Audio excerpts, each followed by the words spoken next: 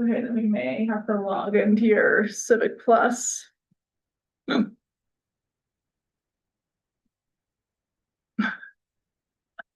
I can try to log into mine and log into your Civic Plus. Oh God.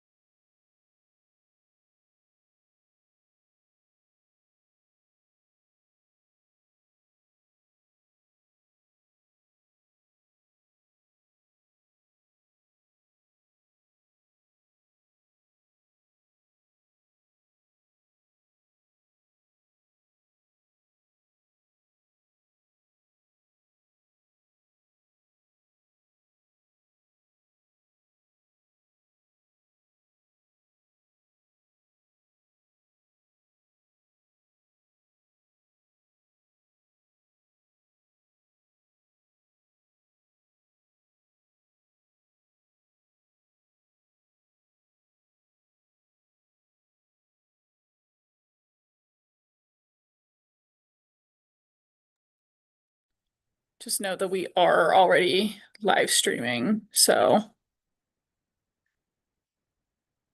don't say anything you wouldn't want your mother to hear.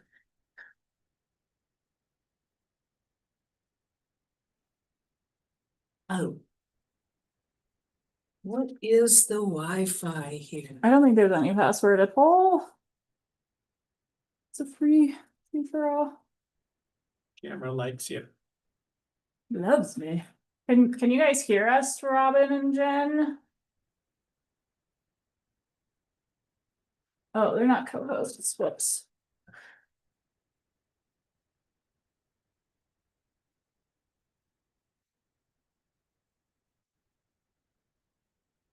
Okay, there we go.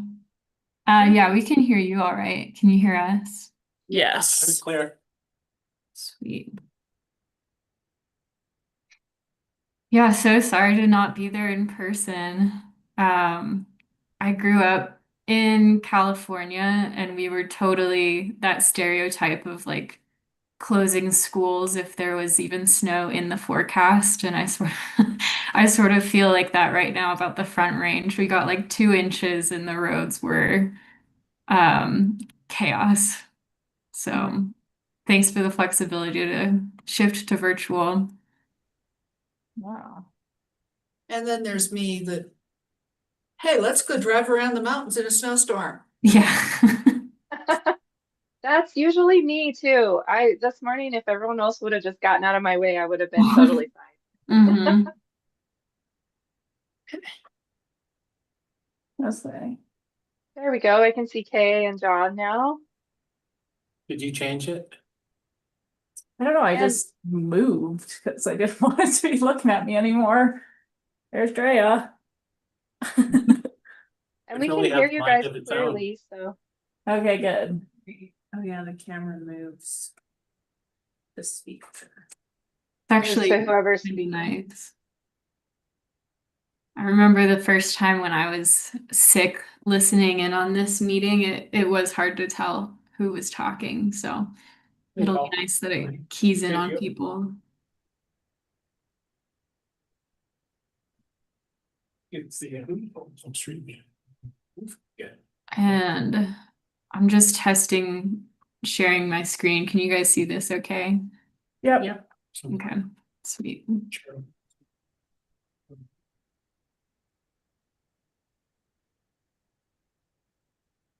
If there's enough chairs, you're certainly welcome to join the worship. We'll see. If it gets crowded, I'll move. Okay.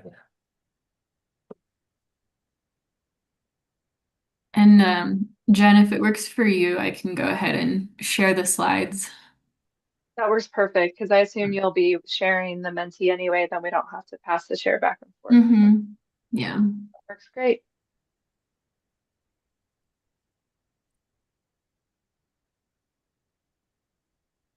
So I hear you guys didn't get quite as much snow as you were expecting. I just changed myself to be the host so I can just control it on this computer here. Okay, is there a I think way there's a to bit more up here. remove the read AI meeting? I was in URA on Saturday and they were at about 9 inches. Here. Okay. Looks like it's gone. Okay. Well, we're grateful for the moisture, so Mhm. fortunately it made travel difficult, but I think it's good that we all got a little bit of moisture and cold weather finally.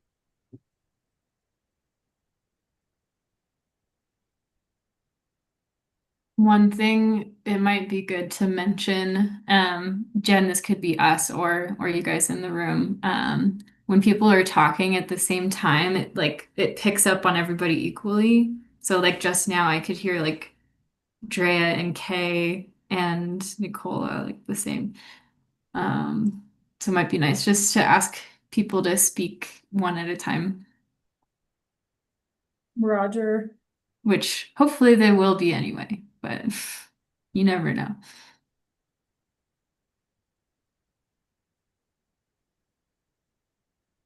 Yes, physically and virtually raising one's hand is strongly advised.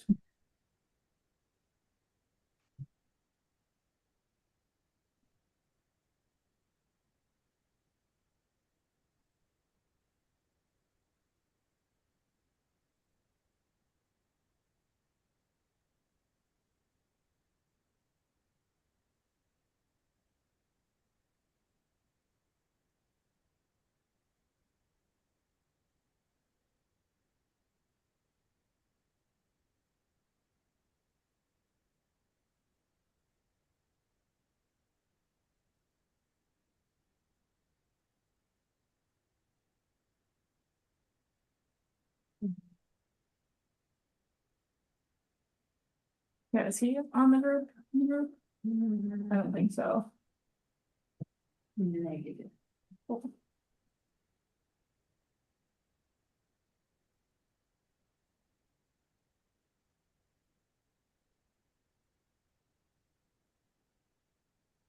Okay, I'm just gonna mute us, Robin and Jen, just until the meeting starts, and we'll unmute in a moment, just so we're not, because we're already recording to YouTube. Mm-hmm. Perfect. Cool. And this is the same link for the meeting, right? Of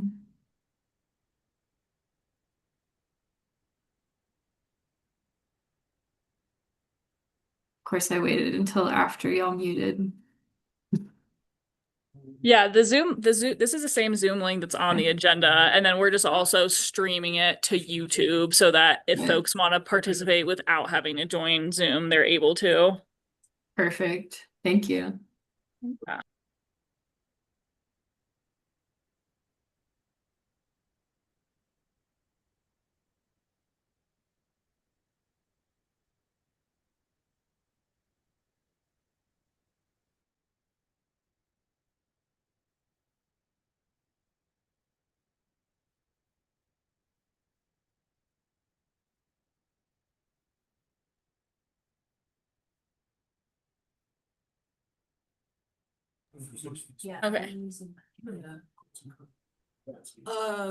Robin or Jen, would you like to put up an explainer on how to log into Mentimeter now so people can kind of get going first?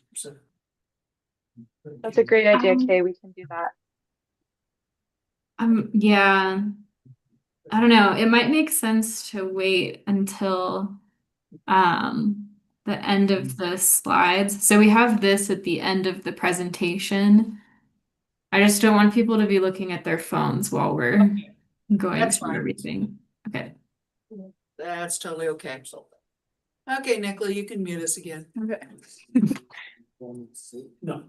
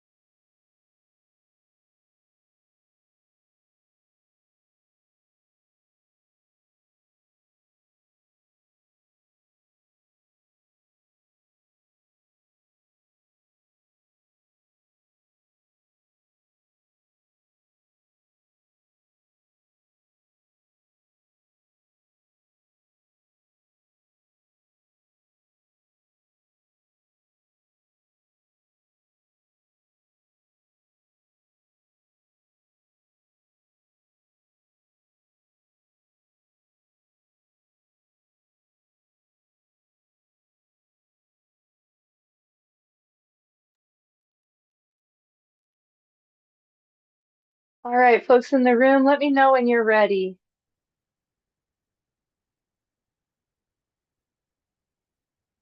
Give it 2 minutes, just out of courtesy, we've still got another half dozen chairs empty. There's a lot of people. Oh, have we got a lot of Zoomers?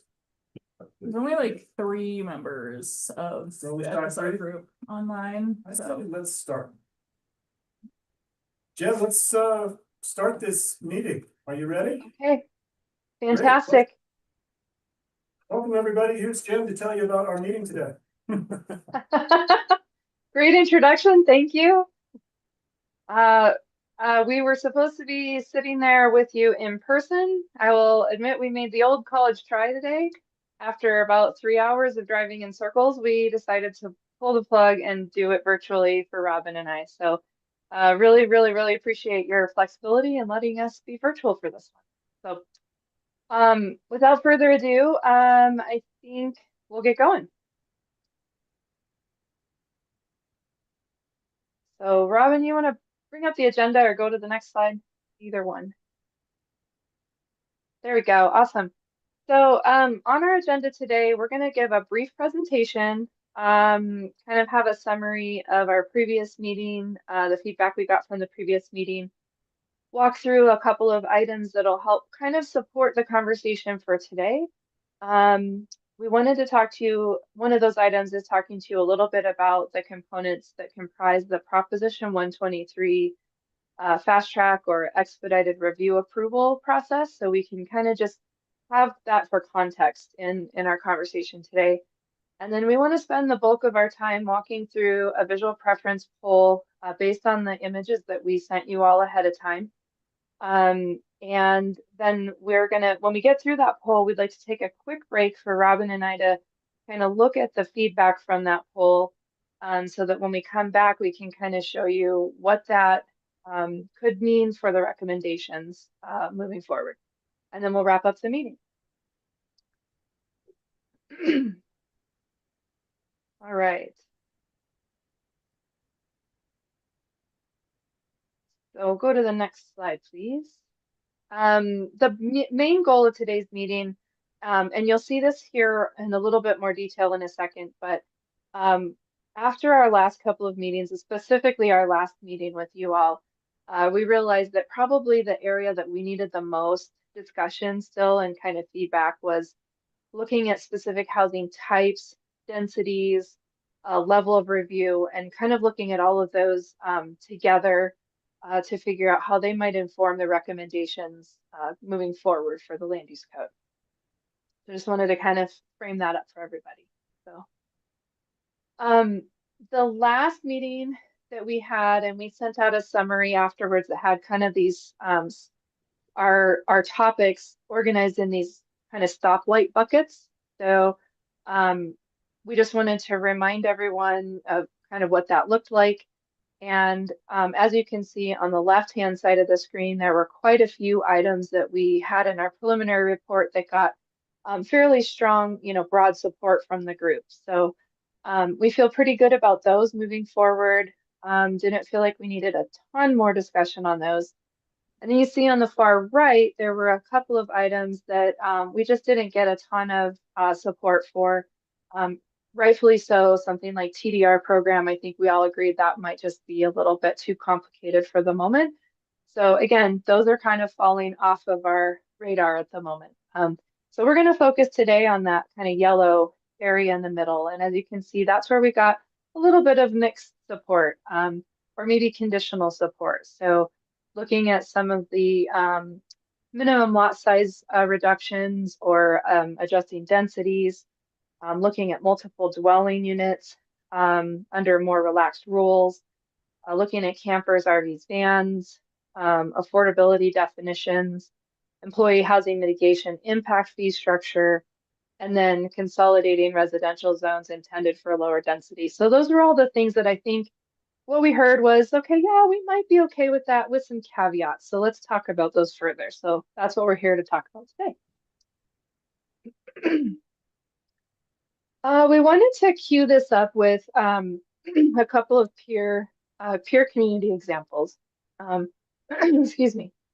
I know in the density group last time we brought up the concept that Jackson and Teton County, Wyoming have some pretty robust programs in place to get affordable and workforce housing. And so I know our group, the density group, said, could you kind of talk a little bit more about that? So we've just have a couple of slides here to kind of lay the foundation for what Jackson and Teton County have been doing. And the intention of this is to show you guys kind of how all the components can work together for a successful program.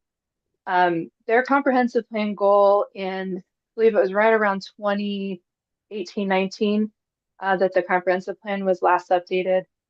They had a goal of achieving about 65% of their workforce housed locally in Jackson or the Teton County area. Just as of, I believe, a year ago, they had achieved that goal. And it was a pretty robust goal at the time. But you can see the stats here, not too dissimilar from San Miguel County and the communities that you all live in. So medium homes sold for 3.3 million. Apartments were renting for around 2,000 per bedroom per month. And the regional housing needs assessment stated that they needed 2,000 new homes below market rate in the next 5 years to support the local economy.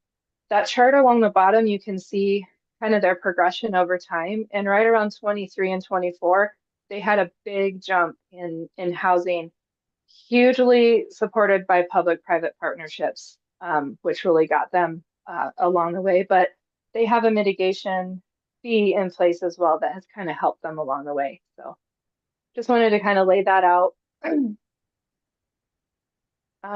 then their program really is comprised of kind of two big components. They have an employee generation based mitigation program, and that is required for all housing or all development, actually, residential and non-residential. And they even apply that to single family homes out in the county, like the large scale homes. At a certain point, they are required to pay into the mitigation program. So that's where some of their funding comes from. I would say even with that funding, they've had to be pretty aggressive with some incentives and zoning tools to even be able to make that money, make ends meet. So they do allow ADUs in all zones. They have a 4th story bonus for 2-acre or larger sites when it's 100% restricted, deed restricted housing. They deal in floor area ratios for a lot of their requirements. And so they'll have like a no floor area cap for 1,000 or 100% restricted projects. They have floor area ratio bonuses when you're providing affordable or workforce housing. So there's some numbers you can kind of play with in getting additional floor area. And that kind of leads into this fill the box concept that they have, and it's a 2-to-1 workforce housing bonus. And that's illustrated over on the right. It's a little bit complicated to describe, but basically, if you figure out what your floor area is based on your height, your setbacks, your landscaping, parking, you compile all those different components into kind of the box that you would normally be able to build within. For every so many workforce housing units you add, you get to expand that box out. And it's worked really well in being able to get a mix of market rate and affordable units all within one development and still get it to pencil out. They also have streamlined application processes similar to what Colorado has with the Prop 123 expedited reviews. Just wanted to kind of lay that out, that's really how they've been able to get there. I will say between the county and the town, they do, just like a lot of places, they do tend to kind of push more of their density from the county into the town, which helps house their employees for the area.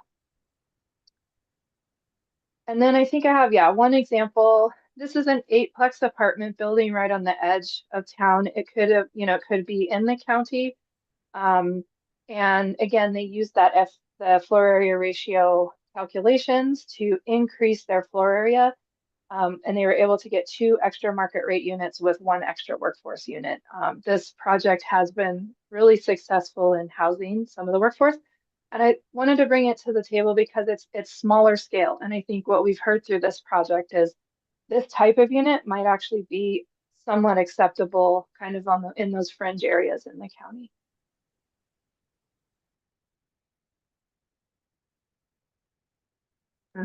Excuse me, I had to clear my throat there. Another example is Buena Vista, and I'm speaking specifically to Buena Vista rather than Chaffey County. They work together very closely. The Chaffey County Housing Authority has really worked with Salida and Buena Vista to really try to beef up the affordable housing in that area.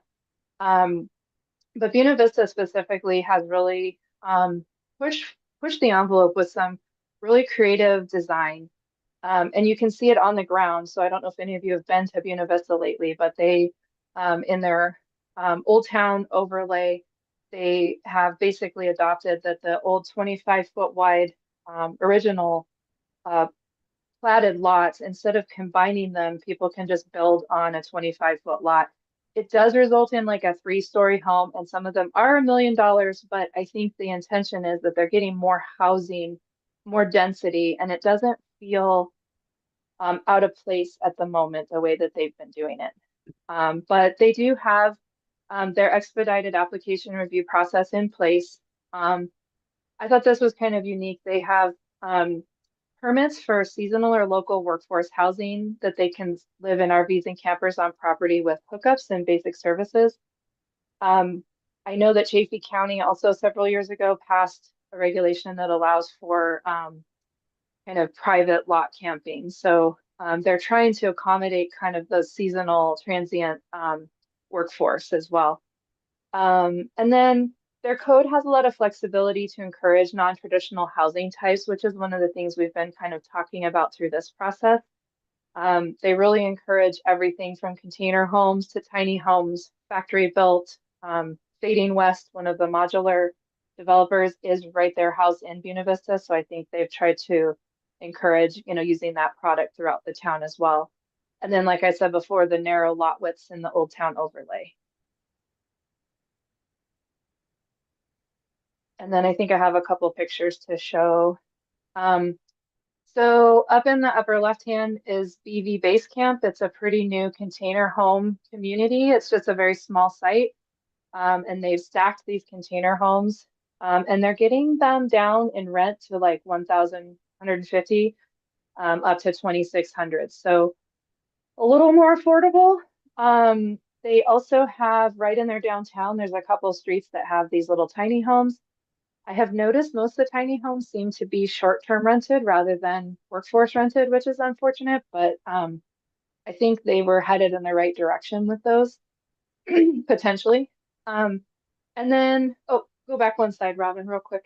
Then the farm over on the right, it's a whole little neighborhood that was built out by Fading West Modular Homes. And you can just see the variety they have there. So they've got some larger single family homes, some smaller kind of row homes, and then some attached homes. And they originally sold some of the attached homes for 210,000. They're creeping up in price now. But they are still being able to keep those prices a little lower. You can see that 250 to 400K and then on up. Those are rates that I know a lot of us haven't seen in a while in Colorado. So I just wanted to point out that they are working hard to try to make these modular units available. Silverthorne just started to put in phase 1 of a project that's built with Fading West units as well.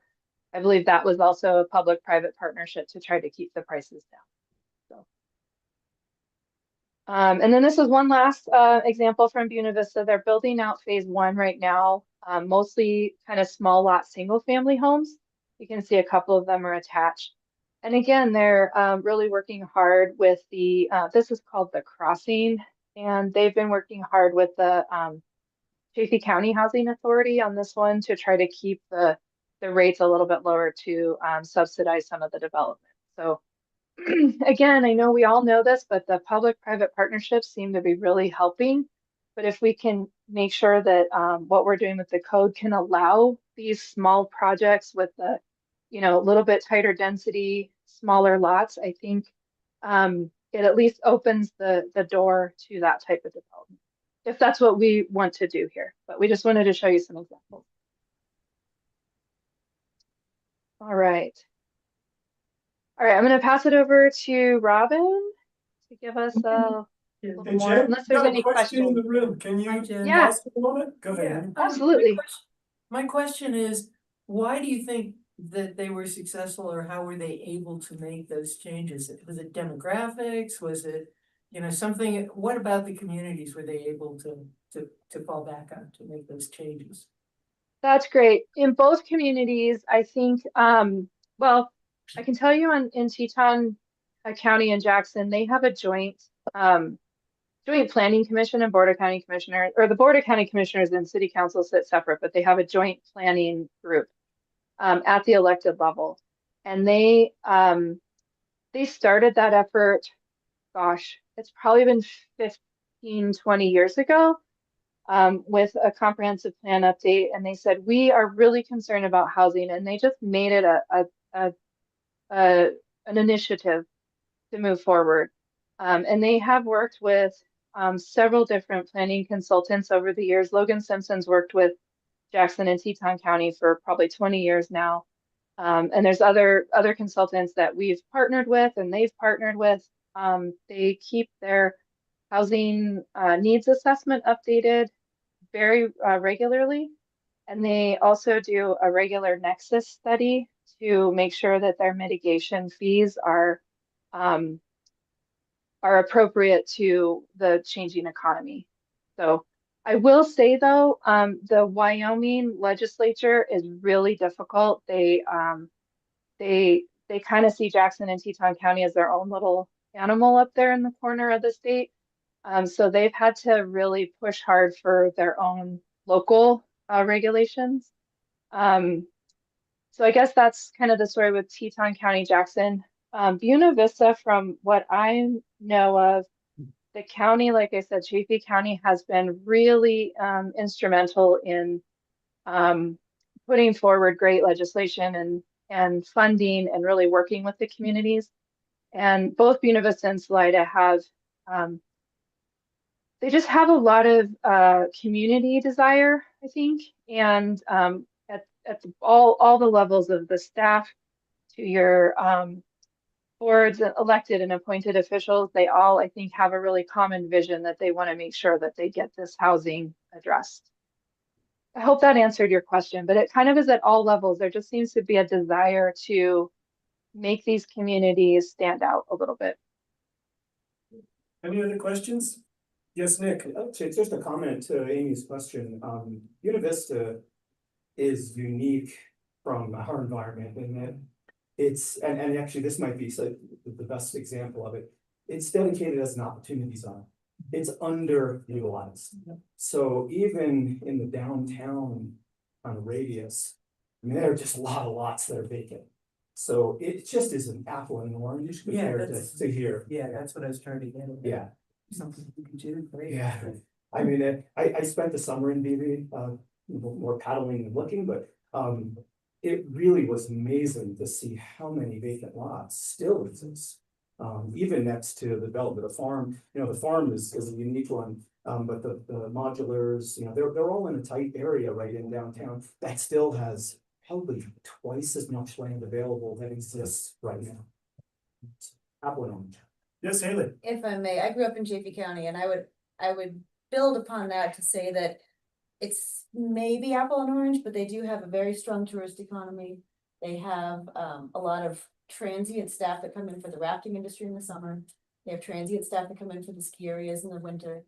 And they have inflated property costs because Denver discovered them during the pandemic. So they are different than Telluride, but not so different. I mean, what's happening there to local housing is not that different than what's happening here, because Denver has bought up second to homes in Chaffee County and displaced a lot of the local workforce. So somewhat apples to oranges, but also very much relevant to our situation. Same. Yeah, same problem. Yes. I was wondering if, Jen, if you could throw that Teton slide back up, just because there was the data point about they were trying to build 2,000 new units, and the math wasn't adding up for me that they've been so successful. So what am I missing? Are you gonna add everything up, I guess, each year? where are they total? Yeah, I'd have to get the total number. They are at the 65% of the workforce housed locally. Okay, How that relates to number of units, I'd have to look that up, and I certainly can do that. I think I have that data available.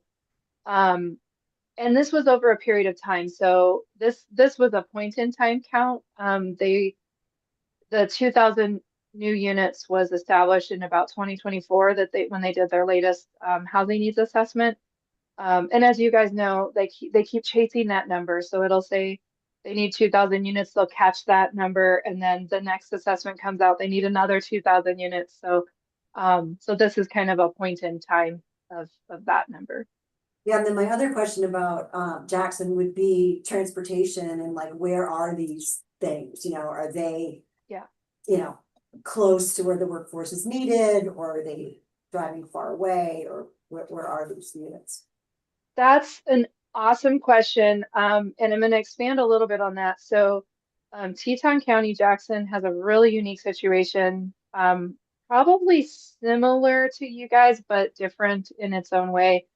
A lot of the workforce actually comes over the mountain and in a different state. They come from Idaho, from Driggs and Victor, and have to go over a mountain pass to get to work.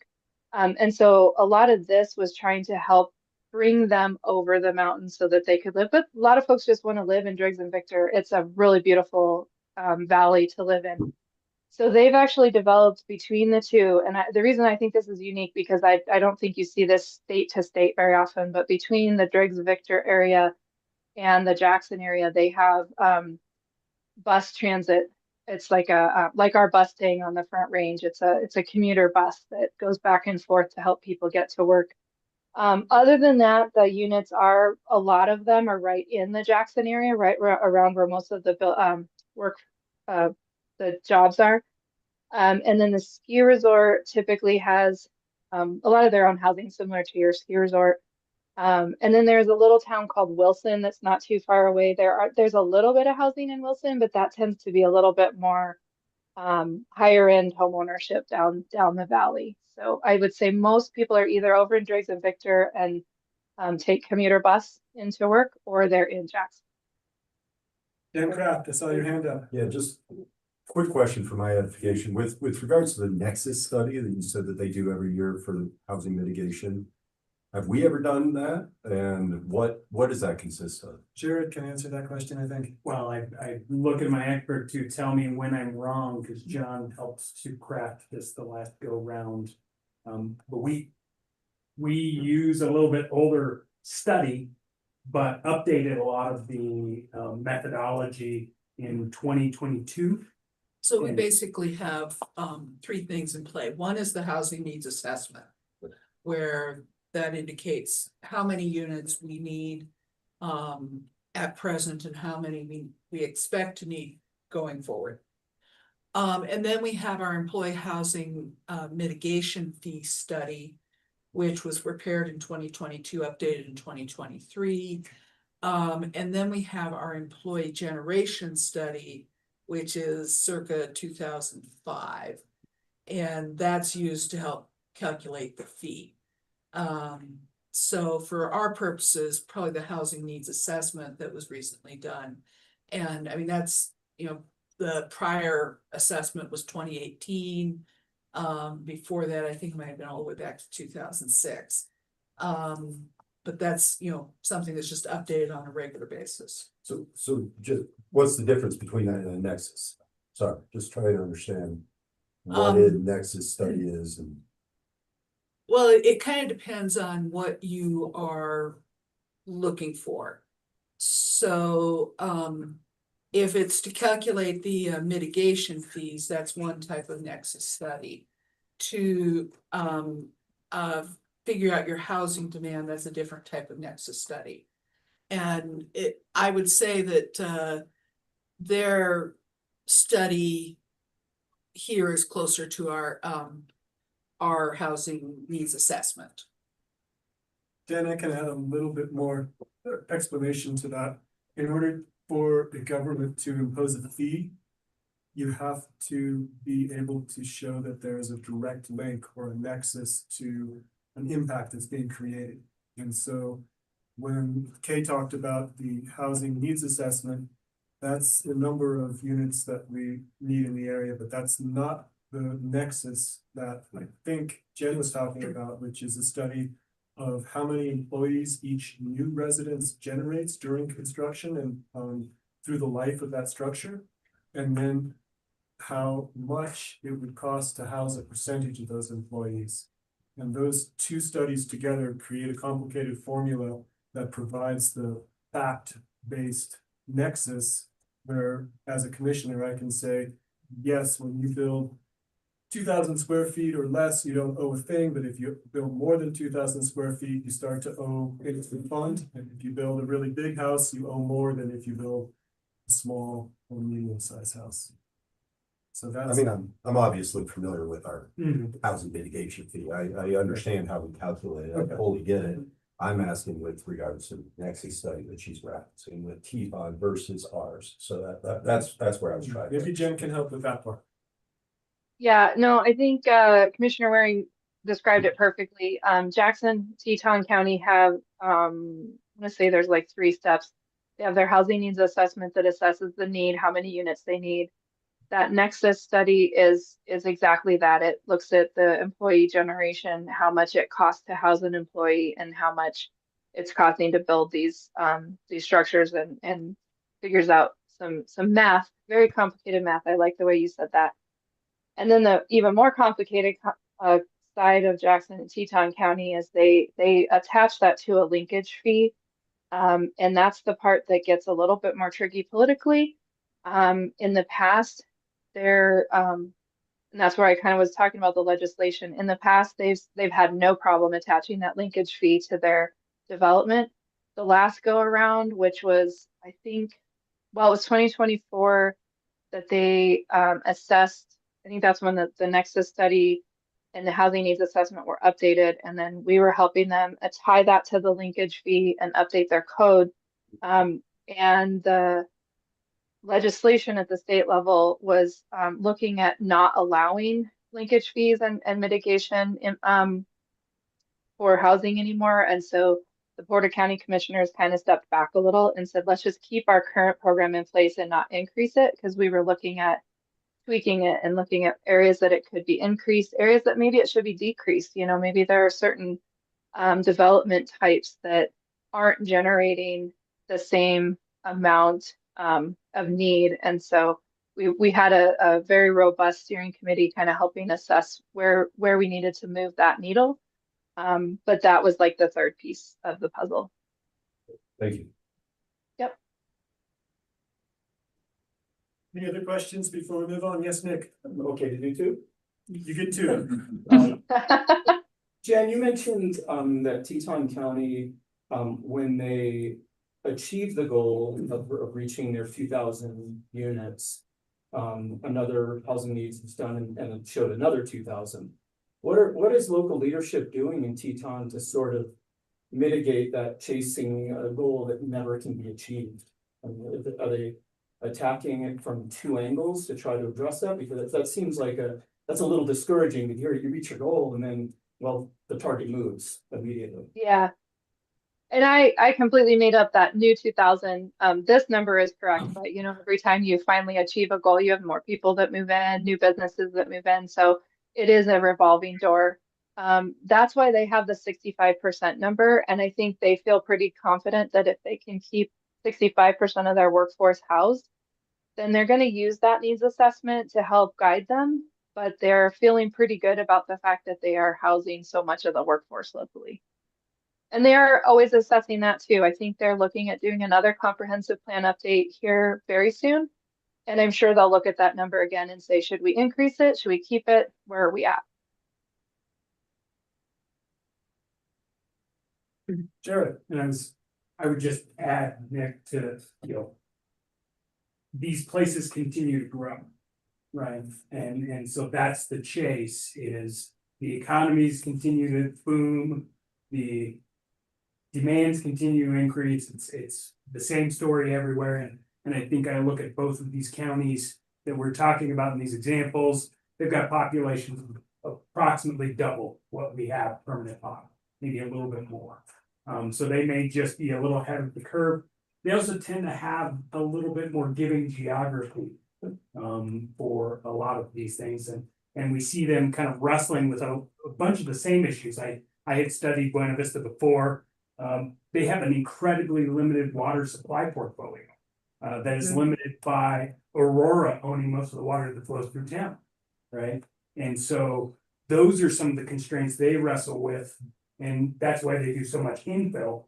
And you don't see Chaffee County booming outside of their municipalities quite as much. And so those are all aspects we have to think about of where does it fit? And Chaffee has answered that in some respects of Poncha, Salida, Buena Vista, right? Teton County has one kind of major incorporated municipality, and they have partnered very directly with them and actually share planning functions, right? And we are sitting here having this conversation saying what might work for us, and we might be able to borrow some of those, or at least take their examples and look at ways we might be able to morph them. Right? I mean, it was definitely a loaded question because Teton County geographically, topographically is just so radically different than here. But to learn on what they're doing to fix that unattainable goal, we can then apply that here where we are geographically constrained, and it will become even more of an issue if somebody says 2,000 plus another 2,000 plus another 2. What do we do about it? To that end, does anyone know if our housing needs assessment includes the new workforce for the Four Seasons building? No, it predates that. Okay, so anytime there's a new development, there will be Exactly. potentially significant. I think, Nick, your question leads us to a question you've posed before, and I think it's on all of our minds, which is carrying capacity. And none of us have the formula for that. I think that you and I've talked about water being a hard stop. We've talked about traffic being a potential way to look at carrying capacity, with more CDOT grade being too much and us saying we don't accept a D level traffic or even a C level. Those are all possible ways to do this, but unfortunately, Jared's observation that nice places on the planet are desirable and that people keep coming and global population keeps increasing. I don't know how to draw the gate that we've all dreamed of. Precisely why I was asking, has somebody else addressed the issue? They haven't, they just ran with it. Well, and I think a lot about water, right? Because it's usually the first and most limiting factor. I've worked with actual housing authorities that could not issue new building permits because they did not have water supply capacity, right? And those end up becoming a little bit more of a depressed economy due to something that nobody wants, right? Everybody wants a little bit of growth, right? Or else stagnation is kind of ugly in and of itself. And so there's kind of this push and pull. And, I think one of those things we talk about with the ability to have natural resources be our limiting factor is our technology continues to improve as well, right? I used to work in water a lot, and we had a standard kind of planning metric where we said every new house is 350 gallons per person per day. The last time I measured in the previous utility I worked for, we were doing 114 gallons per person per day. So our planning expectations were nearly triple what our actual consumption was. So what did that allow? That allows a little bit more growth, being a little bit more loose. And that's not to say that's what's going to happen here, but we've got to try and identify the places where that would make sense and the places that don't. And I think that's a lot of this group's effort is, what fits where in a lot of respects. And then how does that apply to the county's code? I think that's a good segue for us, unless there's a couple more questions in the room we can answer before we move on to. And a reminder for any of you on Zoom, some of our members on Zoom, raise your hand if you need to. I guess, Lance, I Go think ahead, Haley. these comparisons are really helpful. I'd be curious to know how Aspen does it, for example, with Carbondale. Because we're a little bit similar to that community in the sense that we're a finite footprint and we push our people to Norwood and Montrose. And one of the complaints that I've heard is as we push people to that direction, we're putting the burden of development and infrastructure and schools in that part of the county. But the income base is still here, the funding base is still here, and so how do we balance that juxtaposition of money here, people in need there? How does Carbondale and Aspen do it? I think it pretty much ends with basalt. That's it. I don't think Aspen has any developments in Carbondale. But they certainly have that huge one in basalt. So I don't know that they've gone any further down valley than. I think from But what that's I've still pushing the problem. I think Aspen does involve a little bit of the school district in Carbondale in their planning, but I don't know that for sure. I don't think they have any affordable housing there that Aspen was built. No, probably not affordable housing, but just funding. I mean, I'm just very curious how they do it. I mean, just very, housing need. There's probably a greater need or demand in Carbondale simply because people are seeing that is where they can live and, commute to Aspen. But yeah, very true. I mean, that's a similar constrained space that has, you have the double-edged conundrum of, do our people live over here and commute? Or do they live here in our very limited space? And that one is a fantastic conundrum because from what I understand, communicating with folks in that area, the Carbondale situation's even moving further down valley into like silt. So you're seeing silt in some of those areas now housing a lot of the workforce for Carbondale and Aspen. So it's interesting how that kind of down valley flow has continued to flow further down valley. And I'd be interested in looking into kind of the impacts to the person who mentioned that question. So I'm happy to look into that. Jen, that was Haley. And Okay, thank you, Haley. Haley would be happy to hear from you. Okay. But right now, maybe we should jump to current context. Absolutely. Thank you. Yeah, thanks everybody. I was taking some notes on things we want to follow up on too. But yeah, I think that our conversation today will hopefully answer that question that Jared asks. What can we build and where and how can we tweak the code to make that happen?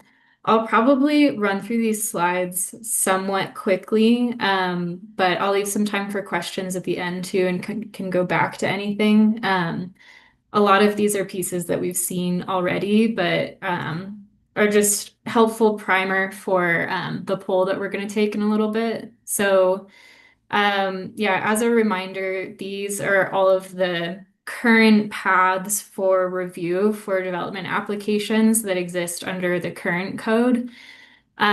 Basically, what we're looking at now is not changing these paths, but potentially changing which types of development they apply to. And we'll have a reminder of kind of what these different buckets mean in the poll. But right now, most uses beyond the kind of one single family home per 35 acres require a 5-step review and take 6 to 12 months. So part of our conversation today will be thinking about which developments might be appropriate for administrative 1-step or 2-step, and then which ones really do need that level of kind of in-depth review, very robust public involvement, multiple public hearings from both Planning Commission and Board of County Commissioners. This map right here basically just shows where there's land in the county that does allow for any kind of residential uses in the current zoning. And then in green is parcels that are more than 35 acres. And in yellow is parcels that are less than 35 acres. And yeah, there's a lot of different factors that go into whether or not residential development is actually feasible.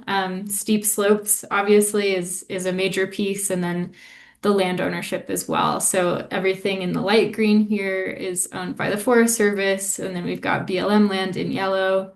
Yeah, I think later on in the discussion, I'm happy to pull these slides back up just to help inform, we're talking about medium residential, but where would that actually go? These are the future land use categories from the East End master plan. So most of the high kind of density residential of more than 1 unit per acre is along 145 and directly adjacent to Telluride. And then low and medium kind of closer to Mountain Village, a little bit southwest of there. And then the same thing for Norwood area, mostly very large 35-acre parcels, but you have a few smaller parcels that are closer to Norwood. And most of the higher density residential development in the future land use plans is that town residential future designation, and that's just right around the town of Norwood. And those are areas that are probably going to get annexed in the future. And that aligns pretty closely to the East End master plans, like medium residential, maybe high density residential. Any questions on that before I move on to a fast track overview? Don't see any hands up. Keep going, Robin. Thank you. Okay, yeah. So yeah, I think everybody in the room probably has some concept of what fast track is, but just in case you don't, it is basically an expedited review for affordable housing projects. Different applications each get 90 days of a review time. And every single jurisdiction in Colorado that opted into Proposition 123 is required to adopt some kind of fast track process that meets these requirements. And if communities adopt before June of this year, then they are eligible for up to $45,000 in additional grant funding. So San Miguel right now is on track to meet that deadline. We've been working with staff on setting up the schedules so that both Planning Commission and Board of County Commissioners has a chance to review it before it goes into the adoption phases. But really basically how they define affordable, it means that it's affordable to households that earn 60% of the area median income for rentals or 100% of the area median income for ownership units. And it has to be at least half of the units in whatever is being applied for to qualify for this fast track.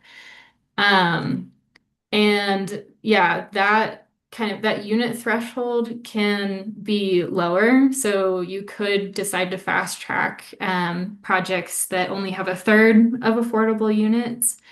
But it just can't be like more than that 50% number. One crucial piece that I highlighted on this slide is the deed restriction kind of timeline. The state currently does not tell jurisdictions how long these units need to stay affordable. So that's a local decision point. We're going to be recommending probably permanent affordability that matches the employee housing mitigation fee program structure. But that will be kind of an opportunity for feedback once we get to the Planning Commission and Board of County Commissioner stages. And same here, we have the minimum requirements for kind of each of these pieces, but we could also include additional applications to be eligible to be fast tracked kind of beyond the bare minimum that Prop 123 requires. Any fast track questions? Can we call it a different name? We are allowed to. Any ideas for what we want to call it? Lee and Hallie have their hands up. Uh-huh.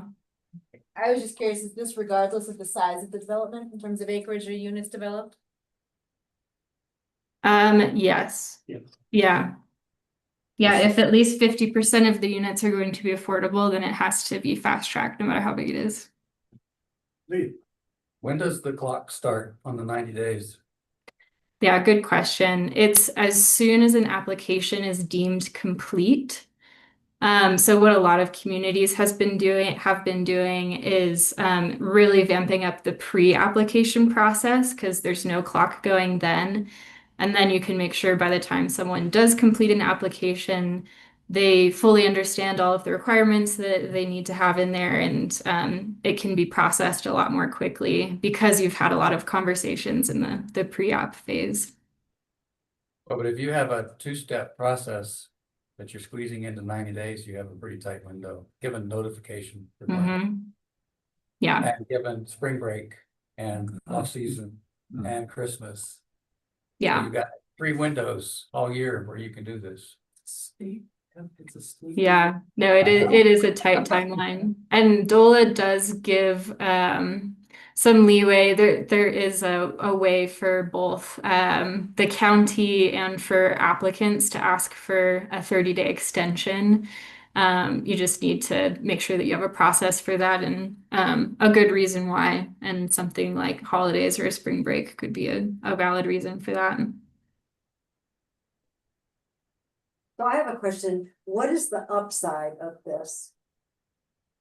Like, what do you get for? Yeah. Are you talking about from the perspective of a developer? From DOLA, what is the county getting from DOLA to say we're gonna do this and we're gonna build X number of units? Right. What do you get? Jared, do you wanna take a crack at that? Ultimately, this is my first crack, and Robin and Jen can correct me where I'm wrong, but number one, it's a requirement of law. Right, so they didn't make any enforcement mechanisms for this requirement of law. Other than the resources that are available through Prop 123. Right, so if we say absolutely not, we aren't gonna do it. We will be admonished in the public that we, and we will not have available resources through that increment of income tax that's dedicated for Prop 123. Would you have to apply for? Which we have to per apply. development. Right, and just to give you context, this whole process is supported right now by 123 resources. Our housing position is supported by Prop 123 resources. So we are using those resources as readily as we can now, recognizing, and Dre and I were both in a meeting earlier today where the state legislature continues to kind of move those targets as well. But ultimately, and there are a lot of counties, a lot of small municipalities that are asking that question. What if we just say no? And the answer is, well, it's not great public policy. We're technically breaking a state law. And we don't get the available resources that could help us to actually make headway in these projects. Oh, yeah, I was gonna say, Paul. Yeah. The different perspective is, number one, if you adopt this expedited review, is number one, you get housing faster, right? Versus standing around for 2 years waiting to get approved. And two is you attract developers because they're not gonna stand around in a puddle for 2 years waiting for a permit. So we've got to take the hat off of how government thinks and think about the market, right? This is an incentive for developers to say, I could get a 90-day approval and then the community is getting housing faster. So I think, But it's more than that, that's right? the answer. It's more than that though, isn't it? I mean, the developer can also get money. They can, but that's really a secondary issue. I mean, most permitting processes take you a couple of years. A PUD takes 5 steps and all kinds of public, and all it is for a developer is risk.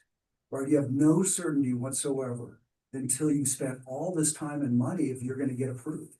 So here's an expedited, well understood process to say we can get you a permit in 90 days.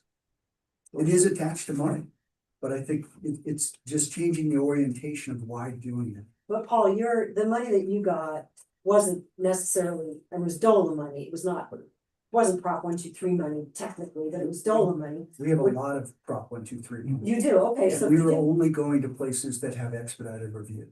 Okay, and how has your experience been with Prop 123 money, getting it, keeping it, making sure that you're checking all the boxes and delivering what's required of you? The Prop 123 was, didn't get a sidetrack.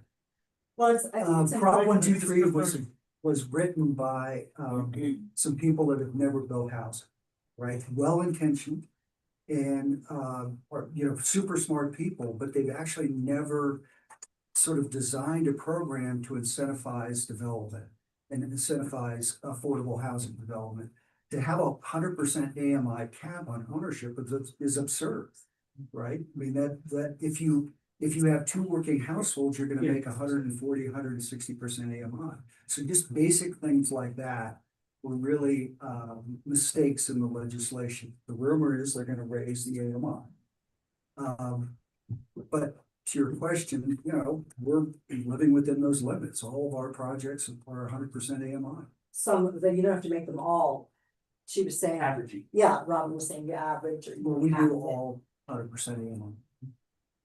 Yeah, did I see your hand up? Yeah, so back to kind of Haley's questions, or Hallie's questions, these comments, sorry.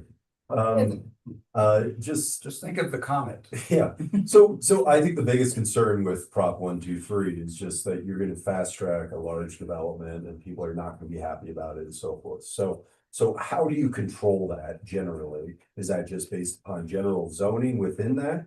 Within those individual parcels that actually would be subject to Prop 123? Or would that be a separate step or layer on top of that? Sure, and I think one thing that we were discussing in a meeting with Robin, maybe last week or the week before, is that fast track process can get you to a no. Right? It's not an automatic approval. Now, we work really hard to get our projects into battle ready shape where we can say yes to. But if at the end of a 90-day process, it still doesn't fit, it doesn't have water, it doesn't have sewer, it doesn't have those things, the answer would still be no, right?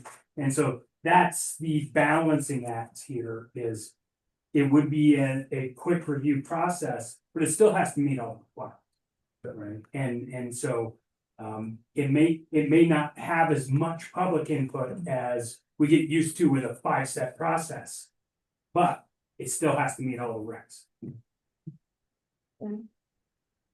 This might be a question for these two. What kind of pre-application requirements can you have? Can you have a pre-application hearing, public hearing, or is that? No, you want your pre-application to be, fully at an administrative level with the staff. The minute you start putting it before a decision-making body, that's part of the hearing process. It would be, Clock's on. clock would be on. So while you're on that, if let's say you had different sizes of development, let's say it's 35 units.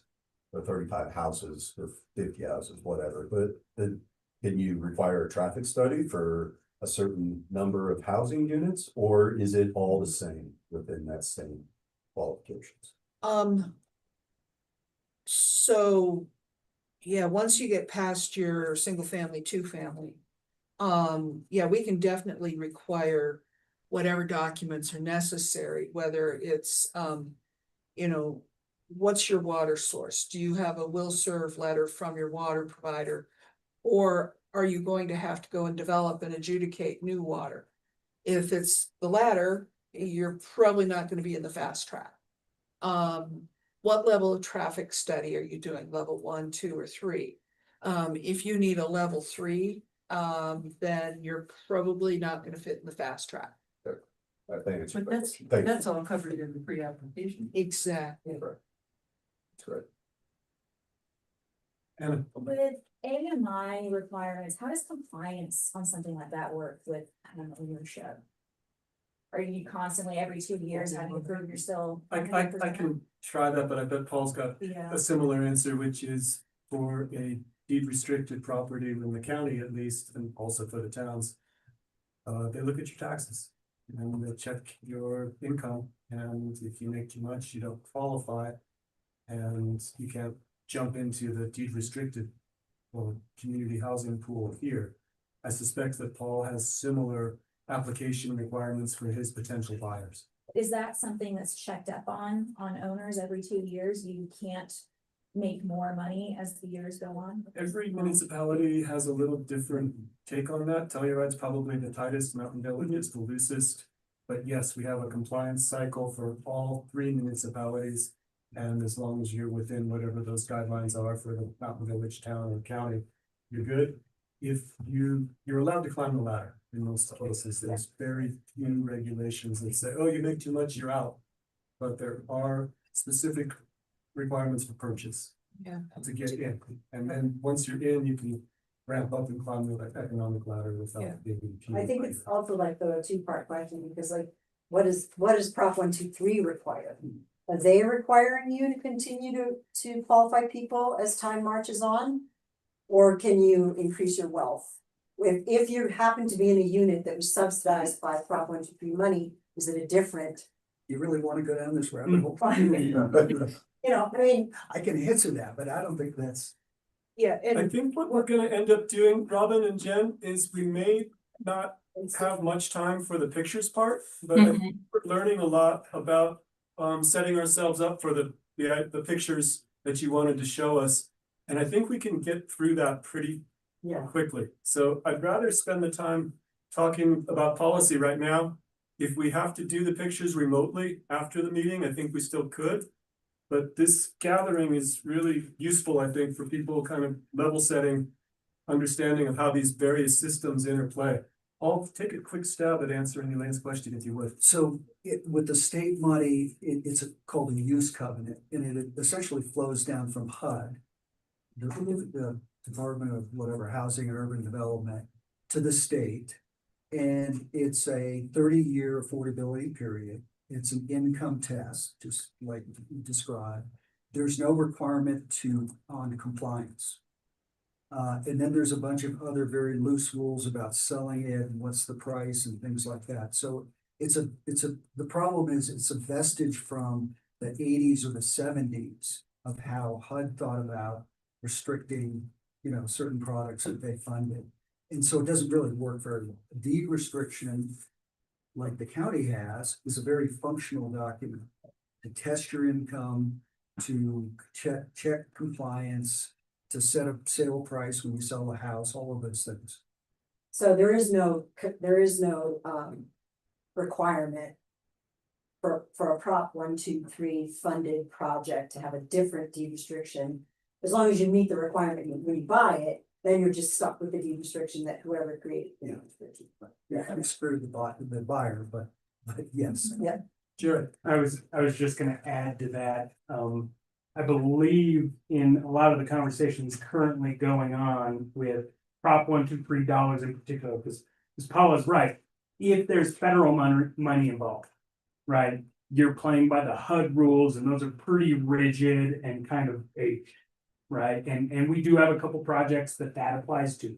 The Rio Vistas project is one, right? The project at Pinion Park, I think, is one, right? So the federal money is a little bit more rigid. The Prop 123 money, being a state resource, is a little bit easier to work with. They require a deed restriction of some sort. They do not require a time limit on those deed restrictions. And so that's kind of a point of conversation as we were talking about. Because we know Pagosa Springs is an example. They just set all of their housing stock that they just got built on a 30-year deed restriction, right? And we talked with, I remember her name, she works with the housing authority there. We're like, why'd you pick 30 years? And they said, well, that's the term of one mortgage. We thought that'd be good. And we kind of said, well, do you understand you're going to have no affordable housing stock after those 30 years? And they're like, oopsie. I mean, sometimes it's flippant. It's like, well, that's somebody else's problem. And other times it's like, we've got to take step one before we take step two, right? And I think a lot of local governments, because of Prop 123, are now considering, a lot of local governments didn't have affordable housing programs to begin with. right? They're starting way behind where we're starting in this process, as a county and even as a region. So we have questions where we say, what is that right number? And is that number a permanent deed restriction? Is that number 50 years? Is it something else? And we as a county, and I know the town, have experimented with that, right? We have 50-year deed restrictions that started in 1991 that have a one-time re-up, right? And so we're working on those things and we may need to change our deed restriction. But that said, our deed restriction fits today what they would need for Prop 1.2. Okay, I think heads are nodding. Jen or Robin, where do you want to take us next? Well, Jen, I'm open to your thoughts too, but since we're on fast track, I am curious too. We've touched on it a little bit, but yeah, does it make sense to also prioritize projects that are a little bit more expensive, that you don't have to prioritize, but maybe are still not being built in the county? So one example we pulled was rentals that are affordable to 80% AMI and ownership units that are affordable to 125% AMI. As long as those numbers are higher than 60 and 100, they'll be compliant with Prop 123. Yeah, that piece I'm interested in getting feedback on, and then maybe chatting through the affordability period a little bit more too. Jen, did you have anything else? No, I think that would be fine. If people want to spend a couple minutes on that, we certainly can. It's all helpful to the process. Right, let's take the, I think, easier one first, which is the duration of the deed restriction. And my gut, just to throw it out there, is it's forever. And I don't know if anybody wants to speak against that. But if you don't, then you got the first half answered. I think we're in agreement. We like long-term. Then the other question was raising AMI to fit our reality.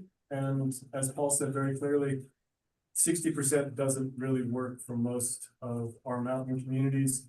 There is a possibility of getting a rural resort designation from the state, which does boost your AMI roughly to 80 and 120, I think, for rental and ownership.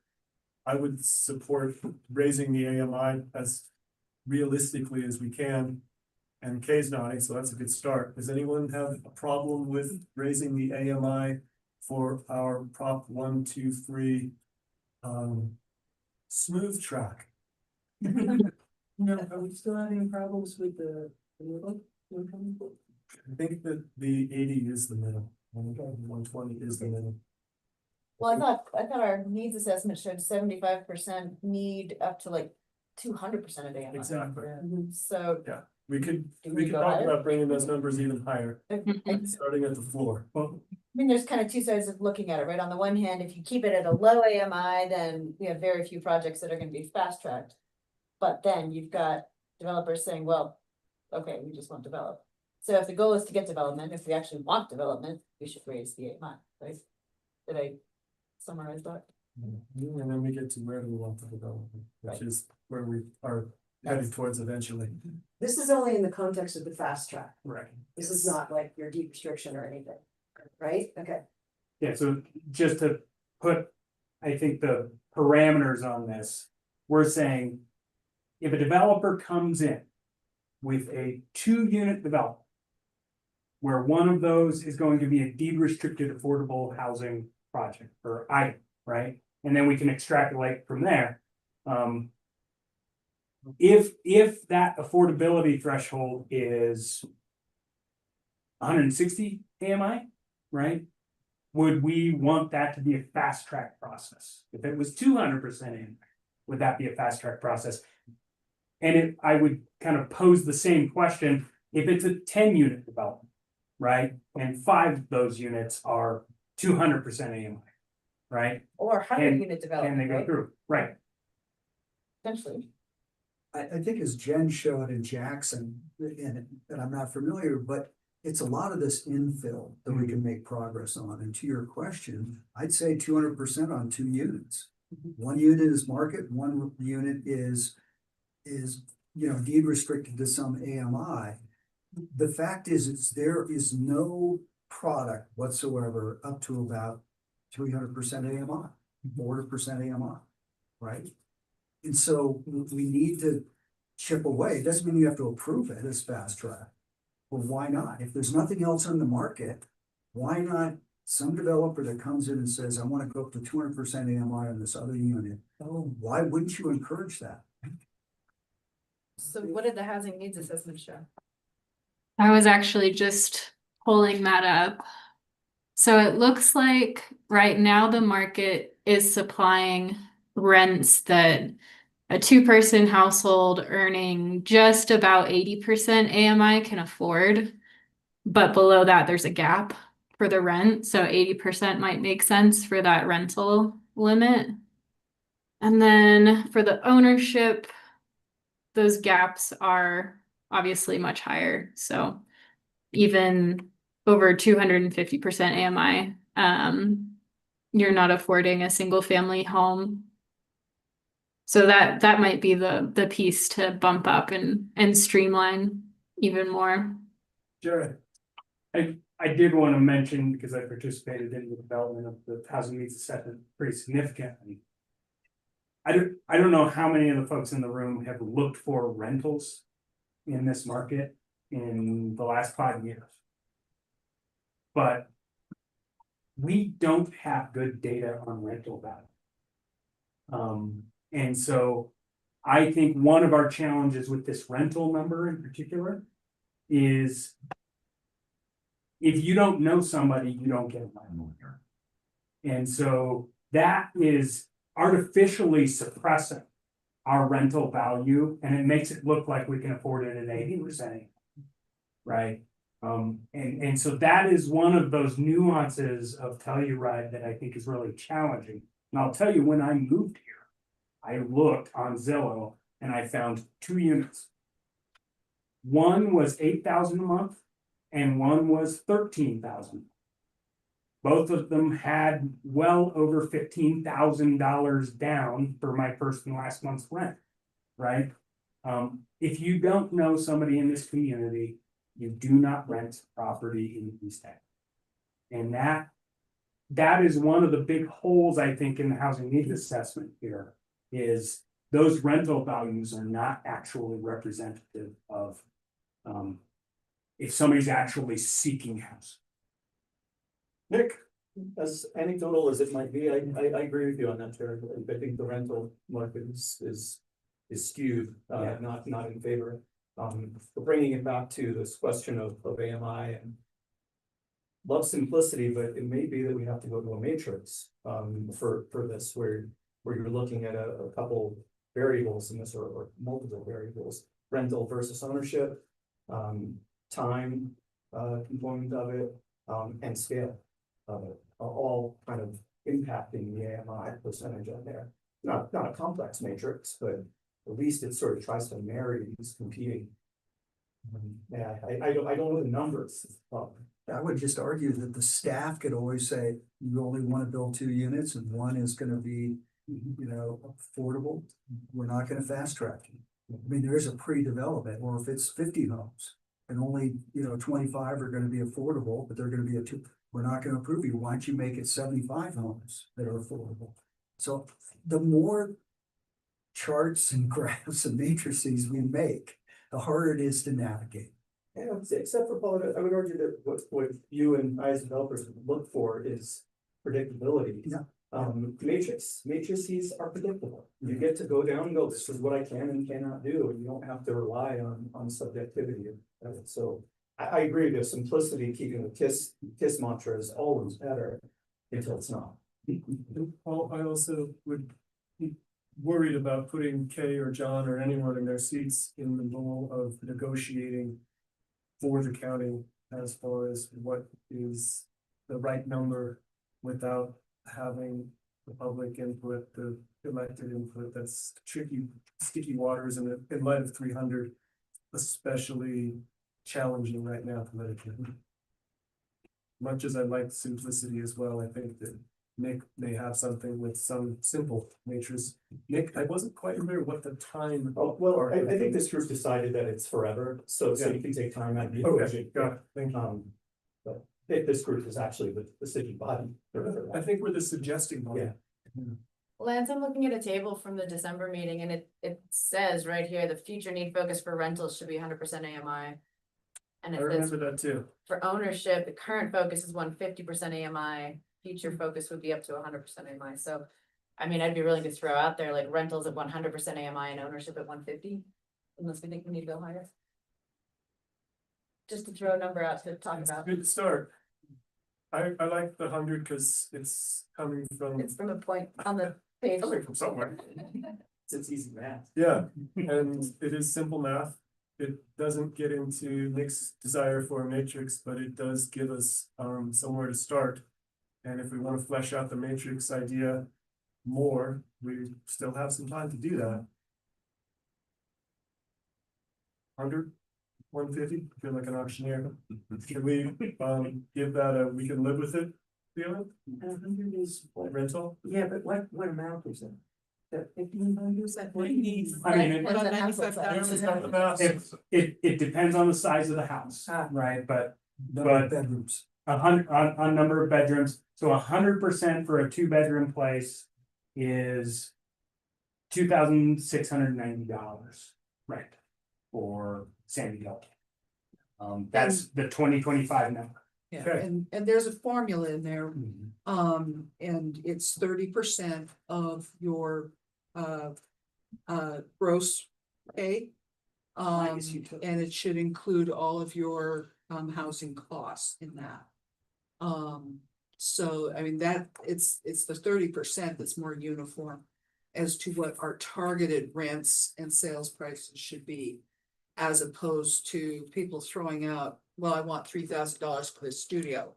And that's a market thing, but for what we need to target it at, it's 30% of those income levels. And AMI does go up usually every year. I just don't see a developer coming to you asking to fast track an affordable housing rental development. I mean, am I crazy? No, I think Elaine that They would. no, I was gonna say that in my experience, the majority of developments of affordable housing in our region are public. And if we're really lucky, we'll get to the Jackson model of a public-private partnership, Right. but. So you're without- kind of fast tracking your own projects, Yes. really. That's got its own spice. Yeah, especially at 100% AMI. On the ownership, I just keep throwing out, why, two Telluride teachers are gonna make 160 AMI. So two, veteran nurses are gonna make 200% AMI. And so what is the magic of 150 versus, it showed on the chart, we just have this giant middle missing middle of housing. Why wouldn't we go higher and see what happens? We could always move it down. But let's see if a developer actually does anything. Right now, nothing's happening. 100, 200? Well, the other factor about AMI is that I hate saying it, but we incorporate the rest of the county. So if you're just focusing on Telluride, AMI is probably significantly higher. If you're focusing at Mountain Village and Telluride, at least but we take it based upon a county. And that's gonna drastically skew things. And when you look at AMI, when it comes to waiters or individuals, let's just be honest, they would claim half their tips. So real AMI, in my opinion, in this town is significantly higher than what we're actually showing right now. So if you do have someone that's getting wages, they're gonna go over that. That's just my. Let's not make the mistake of setting the AMI so low that it doesn't make sense. So what I'm beginning to come to is Paul's point that if we're gonna be realistic, it doesn't hurt to set this higher. And you can always come in and buy it some lower rate, that's not forbidden. But if we set it too low, no one can build or purchase, and I think Paul experienced some of that in Fenway Park, and it was painful. And Aspen goes to 225 AMI, I think, in the reviews for treatment. So I'm just making the case, I think we get locked in, why did why did Gary Community Ventures, the road prop, why did they pick 100% AMI? It's just a random number. It has no correlation to the market. Well, all I'm looking at is that our housing needs study, but I'm not saying that we need to stick there. Let's go higher if there's a good reason to go higher, but I'm just trying to find a point of data that we have developed for our county. And I think So if we wanna go higher, like, let's pick a different point, but let's have it be somewhat data driven and not just emotionally driven. I think Jared mentioned, Back to the other I thing. think Jared mentioned a hole in our rental data Mm-hmm. that allows me confidence to bring that up from 80. And I think Paul's reminder that Aspen's at 2.25. Is that for rental or for ownership? But, I don't know. I think it's ownership. But I think it could be both. This is just for the fast tracking piece. Correct. This is not like we're gonna make you set your project at 200. This is just allowing you guys to fast track things. Yeah, so So and that's exactly the point I wanted to make, is this, say we pick 200 as a number, right? We would say, all right, today, 200% AMI is for a 2-person household is X, right? So show me, this has to be restricted to ownership for somebody who qualifies this way. Check that box. All right, you can fast track. Don't check that box. You're going through 5-step, right? Yes. Are there any limitations as far as the state? If a number is chosen in the future, is that gonna be limiting the county in any way? The one nuance I would say here is one that Paul lends his explanation to. If we go to 200, federal money's off the table, right? It's not gonna qualify a project like that. But to that point, we aren't dealing in those kind of projects regularly, like many other counties are. When we go to conference and we have a chat with Saguache County, all they're doing is light tech projects, and we can't make those kind of things work here. So that's the nuance. Well, I was just wondering if the state is gonna have any parameters that says, okay, you're never gonna be able to change that number. No. No, it just can't be less than 100% AMI for ownership. And that's a great point, Andy. We could find it doesn't work for us, and we could change it. That's only because you might have fast tracked too many things. Right. And then you get burned, Shucks. Yeah, it doesn't seem like that's We gonna have happen. much housing. Yeah, we have too much housing. Antonio, did you ever? Yeah, I did. I wanted to just go back to what Kay said about the 30%, right? Those are the shoes that the buyer or the renter wears. So how does that get integrated into this AMI equation that is more on the developer side? So it goes into the, the affordability decision. Setting the sales price, setting the rental, rates. How does that relate to the 30%? Now, for sale, obviously, there's a lot of factors that can come into that. How much of a down payment do they have? That can help get those monthly costs down for them in terms of qualifying. Rental, how much income do you have?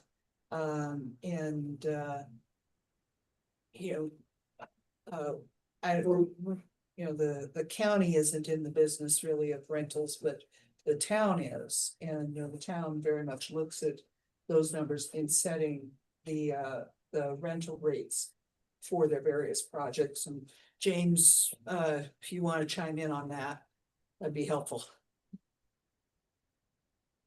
Not seeing him unmuting. So. Well, I don't have the housing needs assessment here, but I did find another statement that says that the greatest shortages identified in the 2025 assessment are for affordable housing to households earning 51 to 80% AMI, followed by households earning 80 to 100% AMI. So if we wanted to take that statement as our data point, go with 200% AMI, just across the board, 200%. I just think we should have it based on something. So I don't know if you want to bring up that other chart again, we could pick it up of that. But For the rentals or the ownership? Either one. Yeah. And it might be helpful too to see what the sales prices are for these. So these numbers have probably gone up a little bit, but 200%, you're looking at a sale price of around 668,000, which is a lot lower than the county median, but a lot higher than the median, like around Norwood. And it would apply there as well, because this is just anywhere in unincorporated county.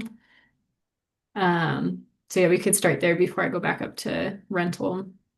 Just to make a point on that, if you're a developer and you're building an affordable housing house in Norwood for $600,000, you're an idiot. Yeah, Right. never gonna. That's never gonna happen. In Telluride, it's gonna sell. So there's a natural functionality in the market. Where are the incomes? And where's the demand or shortage of demand? So I just want to point that out. You can't find a house in Lawson for less than $1 million. I mean, Yeah. it's not gonna happen. Yeah. So this is. So if we could find a developer to build a $600,000 house in Telluride, I think we'd be taking a bow. And again, if a developer does that in Norwood, they're an idiot because they don't know what the market is. Right. Yeah. So it's about opening up a path, but not making people take the path necessarily. We won't make any idiots take the wrong path. It's not on purpose. So what I am starting to hear is appetite for 200 for ownership and 100 for rental. Oh, I thought I heard a lot higher for rental. Higher for rental. What did you hear? That 100 wouldn't get you spot, I'm sorry, right? You want to just say 200 straight across, set the bar high and then let the market adjust in between? No one wants to say anything. No one wants to pick that number. You have that 200 rental number, because the one you gave before was. Yeah, 200 might be high for rentals. At least, I mean, yeah, understanding the limitations of this data. But some of this did come directly from those survey responses. But yeah, 100 might be more appropriate for rentals. Amy suggests 125 for rentals. Could we make that 120, because that actually existed. 120 does have a bar to it. Yep. 120 for rental, 200 for ownership? So if we said like 250 for ownership, does that mean no developer is gonna come in with less than 250% AMI? Proposals? No, it depends like what falls Do a from where market they're study. developing. The thing has to pan out, they need to get in and get out, so they wouldn't come to you to build something in Norwood for that AMI, because they never saw it. Hopefully they'll get done a market study. It Yeah. says they're X number, X number, X number at different prices. I think the issue is just like if somebody wants to build an affordable housing development that's 250% AMI, is that worthy of fast tracking? That's the question, because, And are there that many buyers? Yeah, what's your buyer pool of 250? yeah, so I think 200 for some reason feels right. I don't know, just, It's only two. yeah, 200. Yeah, and I think this has been brought up a couple of times, but yeah, at 200, you're probably not going to be having any federal sources financing or funding that. So realistically, there might not be too many applications coming through, which isn't a bad thing. It just means it's probably not going to overwhelm staff needing to expedite a lot of applications. We've given up on federal money in this corner of the world. Federal money is from the 80s. It's no longer real here. That's a Sarah joke, said it. sort of. Instead of haggling numbers here, would it make sense to maybe put some of these questions into a poll and give everyone some time to think about it, and then we can vote that way? I think we're really close. Okay. I'll say the numbers I've heard most recently, 120 and 200. Going once. Going twice. I think we're close enough. Let's try it. Okay. All right, we just saved you a poll. Thanks. You're welcome. I know, Robin and Jen, that you both have your eyes on the clock. And I know that you had an agenda that we were throwing out the window, which seems okay. What else do we really need to get done in the roughly half an hour that we have left? Respectful of people's time. Jen, what do you think of going into the unit threshold for the streamlined applications? Or do you want to talk through something else?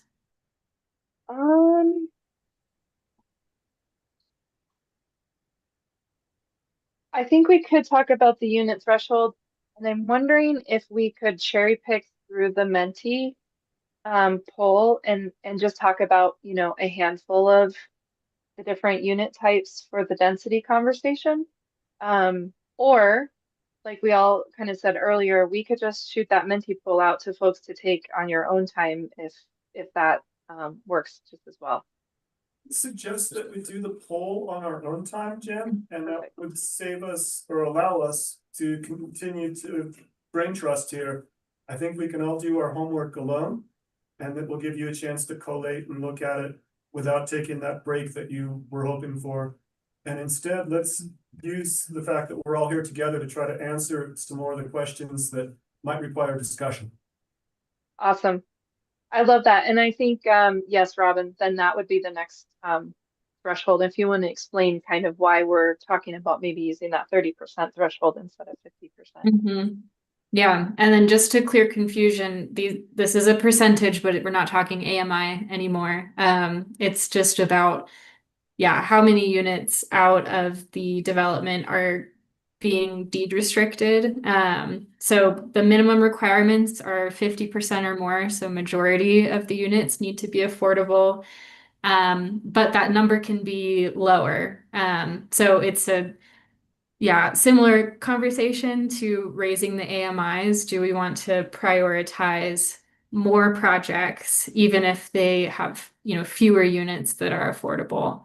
And so we looked at the employee housing mitigation fee requirements, and that requires 30% of units to be affordable. So something that we could do is just streamline applications for all projects that qualify for that employee housing mitigation. And then apply the same thing to like Norwood and Placerville areas that are kind of outside of the R1 school district. So interested in what y'all think about that one. Yes, Amy, go ahead. Yeah, I kind of feel like I need some developer input. You know, what do people look at and what makes sense in terms of funding the project with free market units?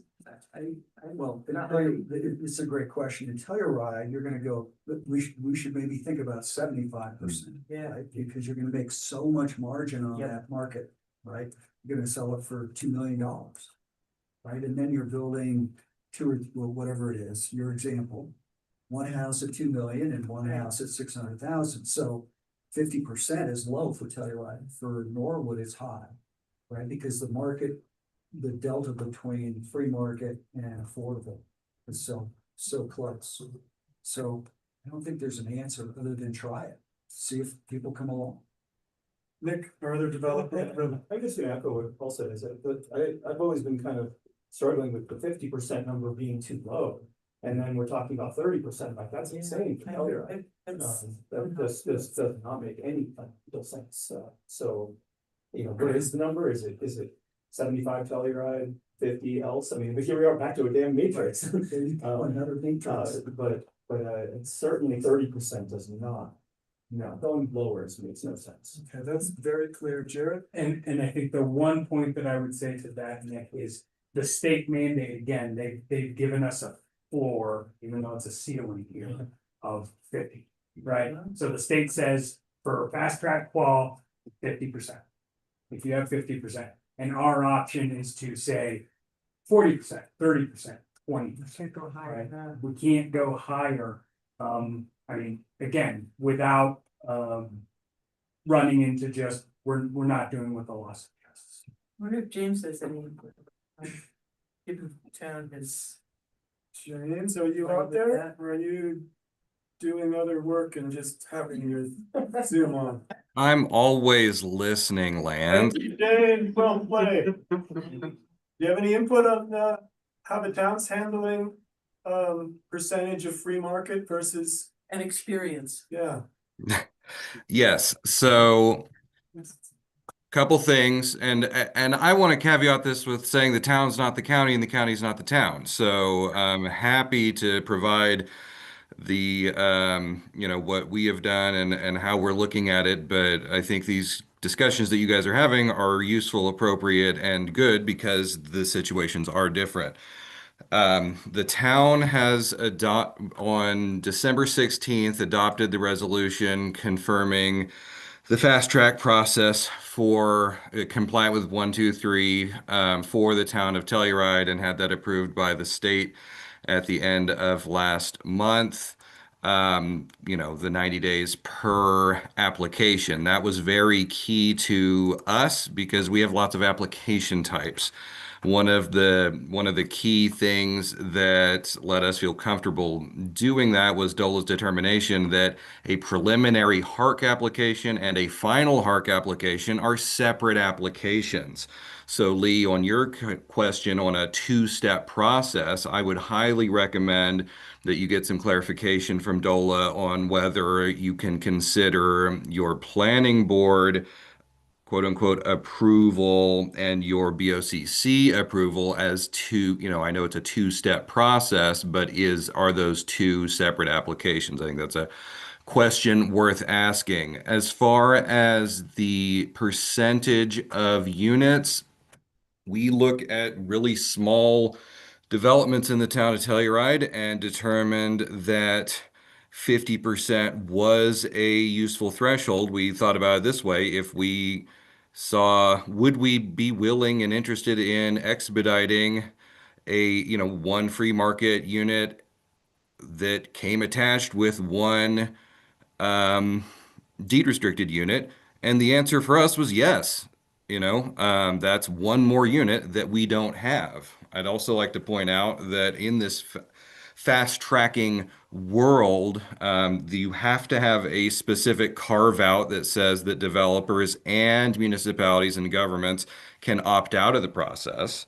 I don't think that came up in this discussion, but so I heard someone say, "Well, this is just the government entities fast tracking their own processes." That's not true. That's not necessarily true. That would be a council or BOCC discussion point on whether or not you even wanted your projects to go through fast track. This is really specifically tailored for private development of affordable housing. I can say definitively that in the last 30 years, the town of Telluride has never had a private developer come and develop affordable housing in the town.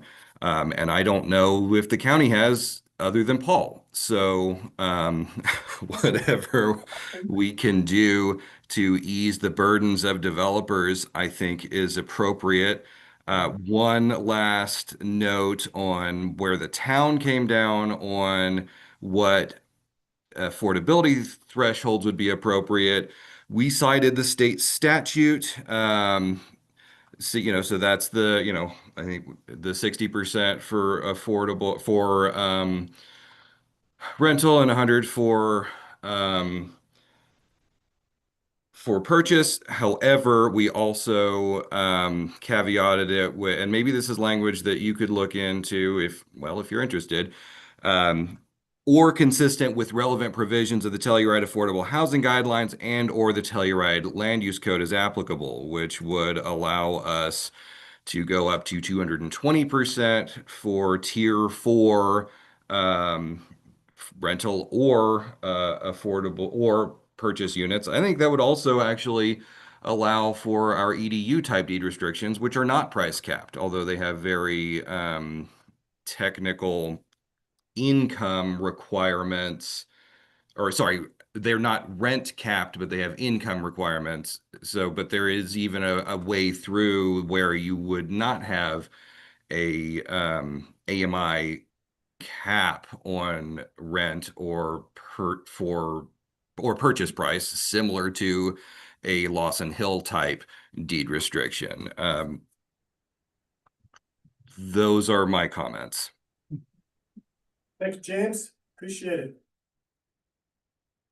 So as a county, when we're talking about Telluride, we're talking about the East End.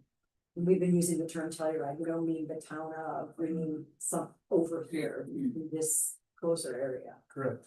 Yeah. Lee, Does the 1, 2, 3 legislation specify that the fast track program, whenever it's set up, is countywide? Or would it be possible to split the county into R1 and R2 and have different criteria for the two? Jared. Matrix. I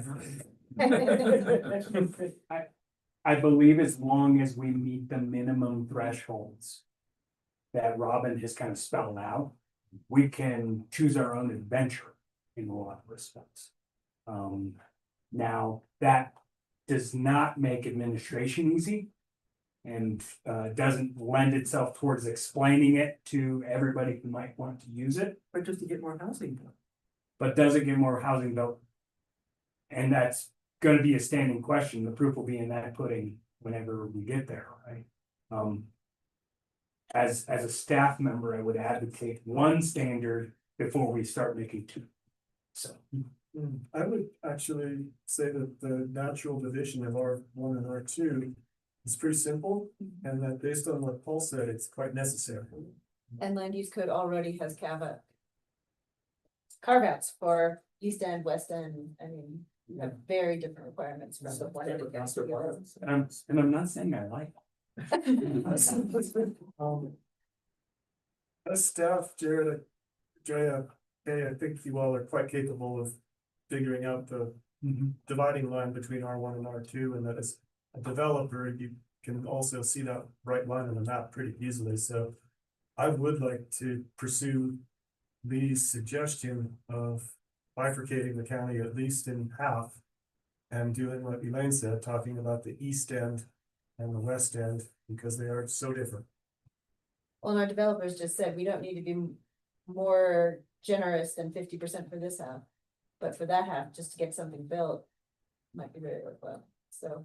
Amy, Are there also opportunities on still out there as far as funding, or tax credit options, or are they long done? The opportunity, I think, yes, the West End is an opportunity zone. Yeah, it doesn't really help you because there's no money in affordable housing. Okay. So you need an investment return to take advantage of the opportunity. Well, one way to You go, gotta like, have if- it that way. Which means you have to make money, which Yeah. affordable housing doesn't. Okay. I mean, I'm just thinking of the dividing line, because Yeah. R1 and R2 was kind of. Are there rural development zones that come into play? That's the opportunity zone. That's a federal designation. Yeah. And Norwood is, It is. Yeah. so that's. It's like Placerville is kind of divided. And if I remember correctly, Paul, the carrot for the hub zones was tax deferment on gains or something. On gains, on capital gains. But the premise is you gotta make money to generate capital gains. Yes, So you have to have a return. I'm still working on that part. Yeah. And it's usually you benefit when you're rolling over to more projects. I mean, it's about multiple projects, not just. Jared. I just want to kind of bring us back to the point here. So if we were to split R1 and remainder of county, right? What we're talking about in R1, I think we've coalesced around, we've already said 120 rental, 200 ownership, and 50% affordable, and we would likely go higher than 50% affordable if we could, but that's kind of the threshold. So on the other side, if we're thinking of, pretty much outside of the R1 school district, what would that consideration be? Would we want to change our rental and ownership AMIs, or they could kind of stand on their own? And then is there a question of if somebody does a 1 unit that's affordable, right? That's the trick, or is it a lower threshold than that? Is the AMI calculated At the zip level or at the county level? County, So we'd have to do the math to figure out what they're able, what the West End aid would actually. There was just a comment though in the chat.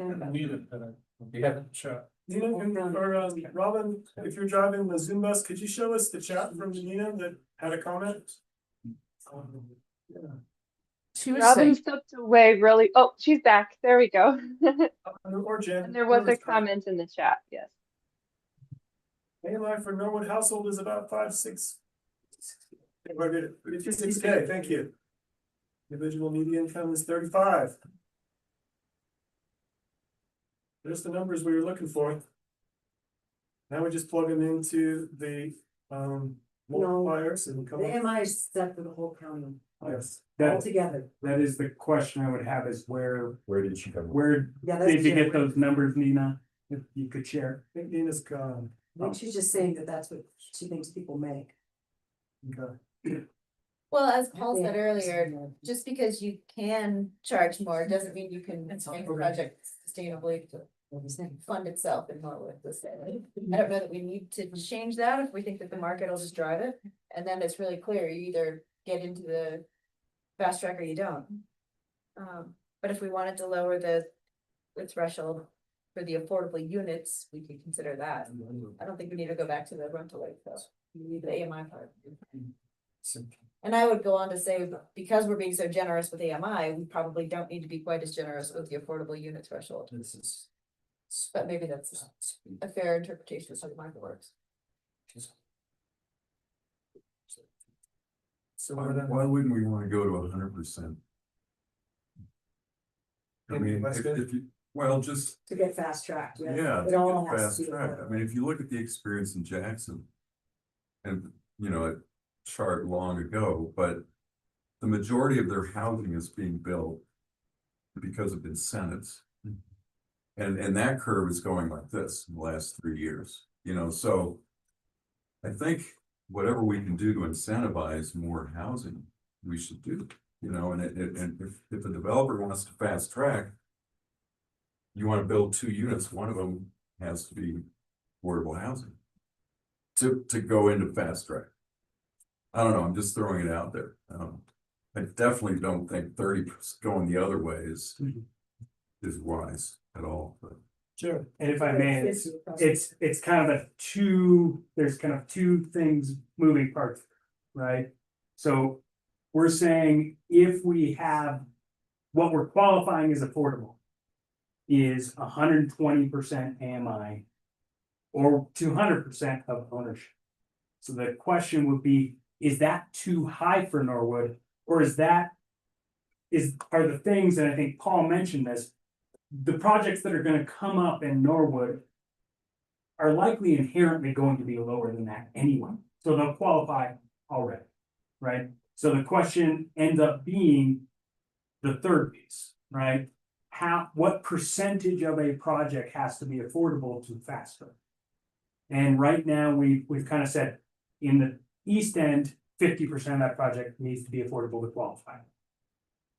Do we want to lower that threshold in kind of the west end of the county to, you know, for every a 30%, right? Or a 33%, which would mean if you develop 2 market rate and 1 affordable project, right, that would fast track.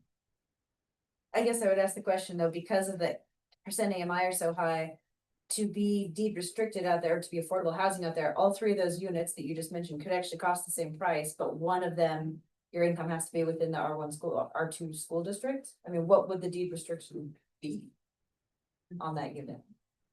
It would currently be the county's deed restriction, is live and work in the county and be a required worker.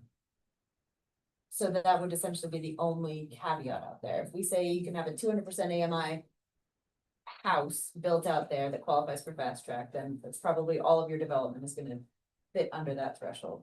Maybe not all of it, but a lot of it.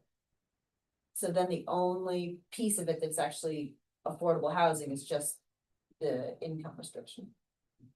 The There geographical restriction. There is no income restriction with county restriction. Well, the geographical piece, you have to make. You have to live, you have to work and live in the unit and work in the region, yeah. That's the county restriction. In which case, is there, I mean, do people live in Norwood and not work in the region So, enough that we care to keep it at 50%? Oh, I don't know about that. I don't see why we just want to keep it 50%. Yeah. Like, it's Easier. explain, so like, because especially because we have those AMIs so high. And they're gonna take advantage of that, and those dollar amounts can be so high, then why not have 50% of those deed restricted? Yes, if it doesn't make sense to a developer, then it doesn't make sense, but on the same side, like. Why would you drop that and then potentially risk having every single unit going to the fast track profit? To me, like, the point of fast tracks is really kind of incentivize the affordable housing, so why wouldn't we keep that at 50%? I just like miss it. that's the attitude that James Van Hoosier's group took. I think that the nonsensical answer to that question is that a project's just not gonna build. If you have a threshold too high. Yeah, I mean, but it's nonsensical because it's every project's. I think just let it, try it out at 50%, see what happens. I mean, that's part of it. We don't know how the market's gonna react. We pretty much know how the East End is gonna react, right? Because there's such a giant difference between market, availability of housing and what would, to your point, what's gonna incentivize somebody building affordable housing? We don't know. So let's try it out and see what happens. If it's too high or too low, we can adjust it. Let me add another kind of sidebar caveat to Norwood, which is, as Tony knows, the water system is kind of rickety best. And it might not be wise to suddenly flood the town of Norwood with applications for a lot of new development quickly, until this water provision system is shored up, and that may take some time. So with that, I think that 50% might be wise, only because there's some infrastructure requirements out there that could be exhausted rather quickly. There also might be some pushback from Norwood if suddenly it felt like it was the affordable housing new market, because we set artificially low rates and it became very attractive to developers that could also have some political backlash and some long-term local backlash. Does the county control the town of Norwood? Not at all. So we're just talking about outside, just. Yes. Okay. And really looking at the zoning maps right now, the only thing that's on the table is just that ribbon that's around the town. Yes. So we do definitely need to consider what the town needs and wants there. Yeah. 'Cause everything else is zoned 35 acre. But the town doesn't control the water, it's a separate water district. Is it around the town? Yeah, I don't know if we should go. The town owns the water system. The water commission operates the water system. That's the easiest way to explain that. But the water It's kind of system, a hybrid system yeah, was established. the water system serves well outside. of Yeah, it town. goes all the way down to Red Vale. Red Vale and to top of Norwood Hill and a little bit north and south. Have a hand up after you're done, Kay. Lee? I'm just curious, Nick, Paul, representative of the developer community. If there was a way to link development in the West End and the East End, such that if you built affordable housing to the rules and fast tracked it, on the West End, you would gain some benefit for your development proposal on the East End. Cancer developments. Development Heights. Yeah. And then you set the bar very high, 75%. But no, I think that's. So we can't do We don't. I think, to be honest, we don't really have much experience with market development here, right? Town of Telluride is building their affordable housing. In the rest of the county, not much is happening. Right, so part of this is this is an incentive for developers. Can we attract developers to try to build some more affordable housing units? I think that's a great experiment. It could go poorly or it could be great, but we have to experiment because the market actually built housing in America. There wasn't a bunch of nonprofits and government and, all of these incentive programs. Open the floodgates a little bit to see what happens. Well, then you would drop it to 30%. Because you would basically build 3 houses at market value, but the deed restricted one, you're gonna be able to sell for less. because it's If deed you restricted. connected east and west, I would say if you're gonna build in the east, it's gotta be 75%. Right, but we can't go there. But if, Jared, if did the you say we idea, can't go higher than 50? No, 50. Well, I Or would, is that a minimum? I would say, in order to follow the state rules, we can't go higher than 50% of a project as a requirement to fast. I don't think that's right. I think you can require 100% of the project to. Yeah, but that would not qualify for a fast track project based on the state definition, right? We would not have. So hard to understand. No, I think the minimum is 50%. Right. Well, But if you. But we can't the be more community restrictive. could adopt a fast track process that requires 100% of the units to be affordable. correct. And I think, again, we would be off the fast track playbook. We would be just making our own book to walk through and make our own process. And that is something we talked about with transfer of development. Yeah. Right? If we did say, if you build 10 units in Norwood or somewhere else on the west end, you get some credit for value here on the east end. You know, that would be that kind of regime. And I know in our last meeting, we kind of backed away from that saying, ooh, that's maybe a bit bigger lift than we're ready to take here. But to your point, Paul, that would be the experimentation because our market is so odd, right? Because our gap in our market values are so disparate. Where you have to make 300 to 600% AMI in order to afford the, single family home. It might be worth experimentation, but that wasn't quite the focus of kind of setting out our fast track process, but it's good food for. I mean, that's kind of institutionalizing gentrification. I don't know that would be a really great sell. That's exactly what it's doing.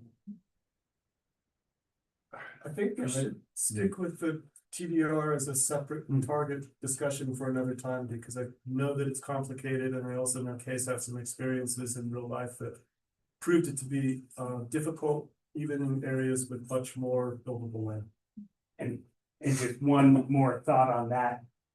The town of Jackson and Teton County have discontinued their 2-to-1 program now because of the transferability of those units to other locations. Nobody's building in place, they're transferring to other projects. And that has caused its own hiccup. Okay, we're not ready to brainstorm a hiccup. Yeah, Tony. Yeah, I just wanted to make an observation. I mean, we've spent a lot of time on this and it's valuable, but we've got a much bigger problem than just coming up with one unit here, and a unit here and a unit there. Yeah, you chip away at the problem. But I think we need to focus more on the high density home run swings here that we can hit. I mean, if there's only so much land left on the east end, what can we do to create housing on that limited resource that we've got?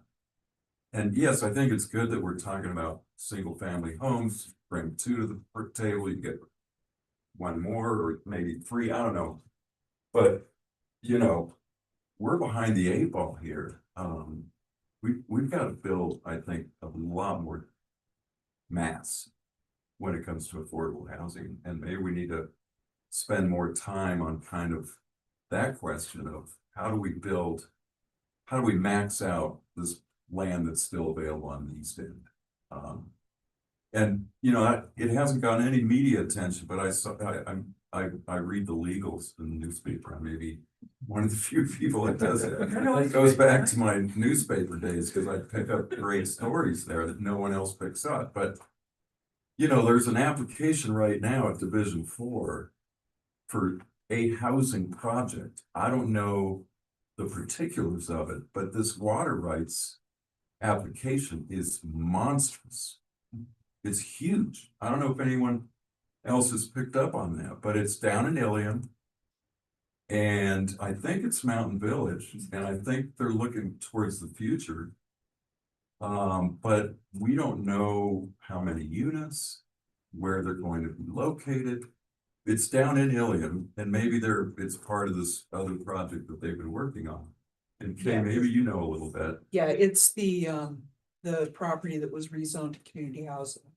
So there's. So it's moving it south in Ilium, away from. It's on the south side of 63L across from the industrial park area.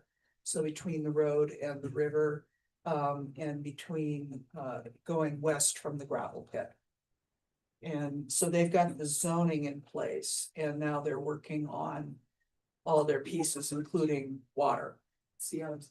Well, no, that's what you're saying. So I is thought that that's- Alexander property was maybe too difficult to build on, and they were gonna try to look for something, you know, picture of Ilium as it winds down. They're building some on the Alexander property and they're working on a swap with the Forest Service. And I think that's what that water rights application is for, is this land swap, but again, there's not a lot of information. We don't have our Mountain Village representative here today to Yeah. fill us in. I see a hand up from But- Jared and I see, Let's build density, let's build Totally, I take your plants. point. Okay. we've got 2 minutes left. I'm gonna try to offer some thoughts for the future. And the first is, Jen, Robin, obviously we didn't complete our agenda and we may need more of your time. And I know that that will require money. And I ask you to come up with a proposal so that we can continue these discussions. We may need to increase our meeting cadence because we tend to really dig into things and I like that. And I think the county can find a little extra money to keep this conversation going. So that's step one. Step two is, I think we almost got the Prop 123 smooth track. I keep saying that because fast track, I think people are gonna panic about. Almost answered. If there's one more outstanding question that we can answer in the last couple minutes of our time together today, that would allow you guys, Jen and Robin, to proceed.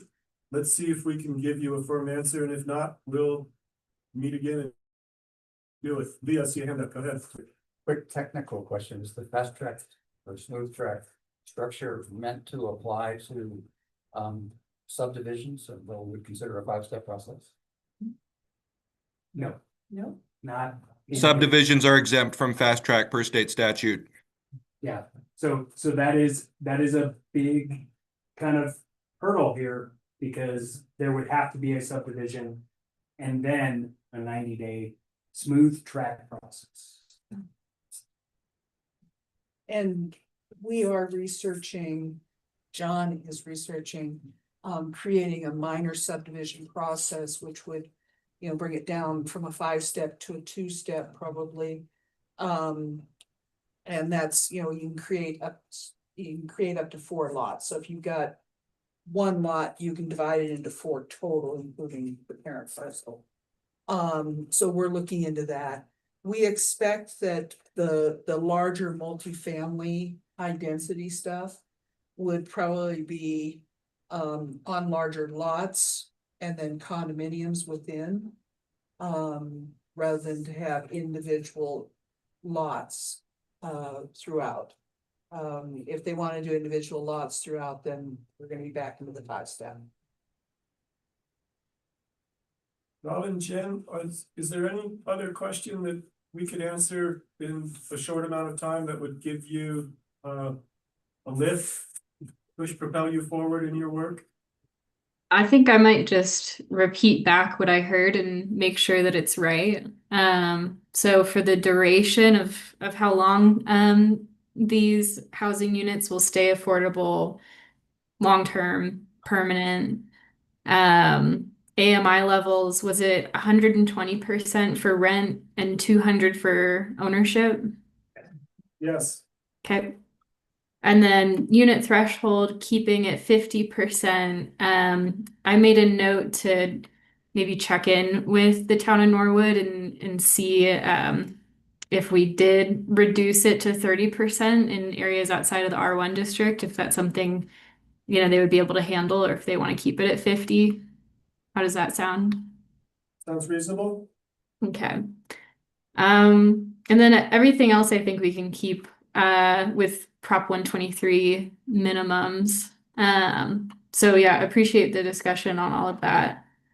And I might just share some of the next steps here too. So the reason why well, the first thing on my list is coming up with a different name for fast track, but we wanted to talk about that early so that we can get the process started and get it adopted by June.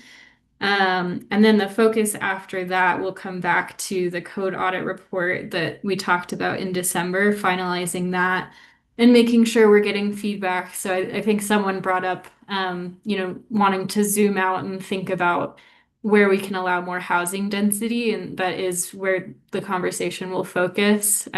We'll send out a poll, give everybody some homework, and that'll help move that conversation forward.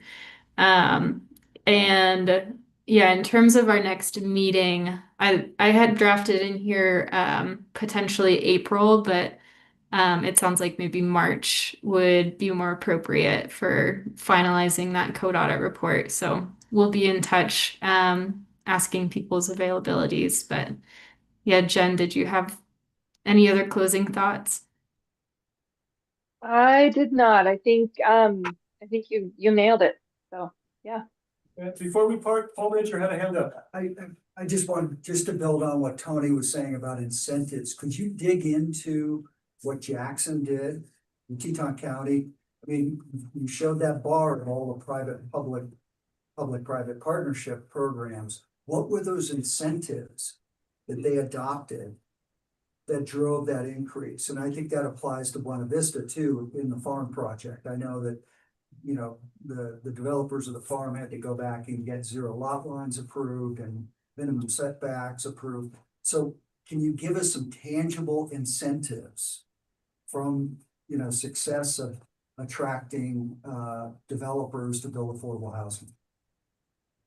Yeah, that could be our homework. Okay. All right, everybody. Good work today. Thank you all very much for making time. And let's anticipate another meeting in March or as soon as possible, I think. And we don't want to end up in that awkward situation of if we don't have the meetings in time, we can't get the money, so let's rush. That's not a good model for success. Thank you. Thanks, everybody. Thanks, everyone. Robin, thank you, Jen. Thanks, guys.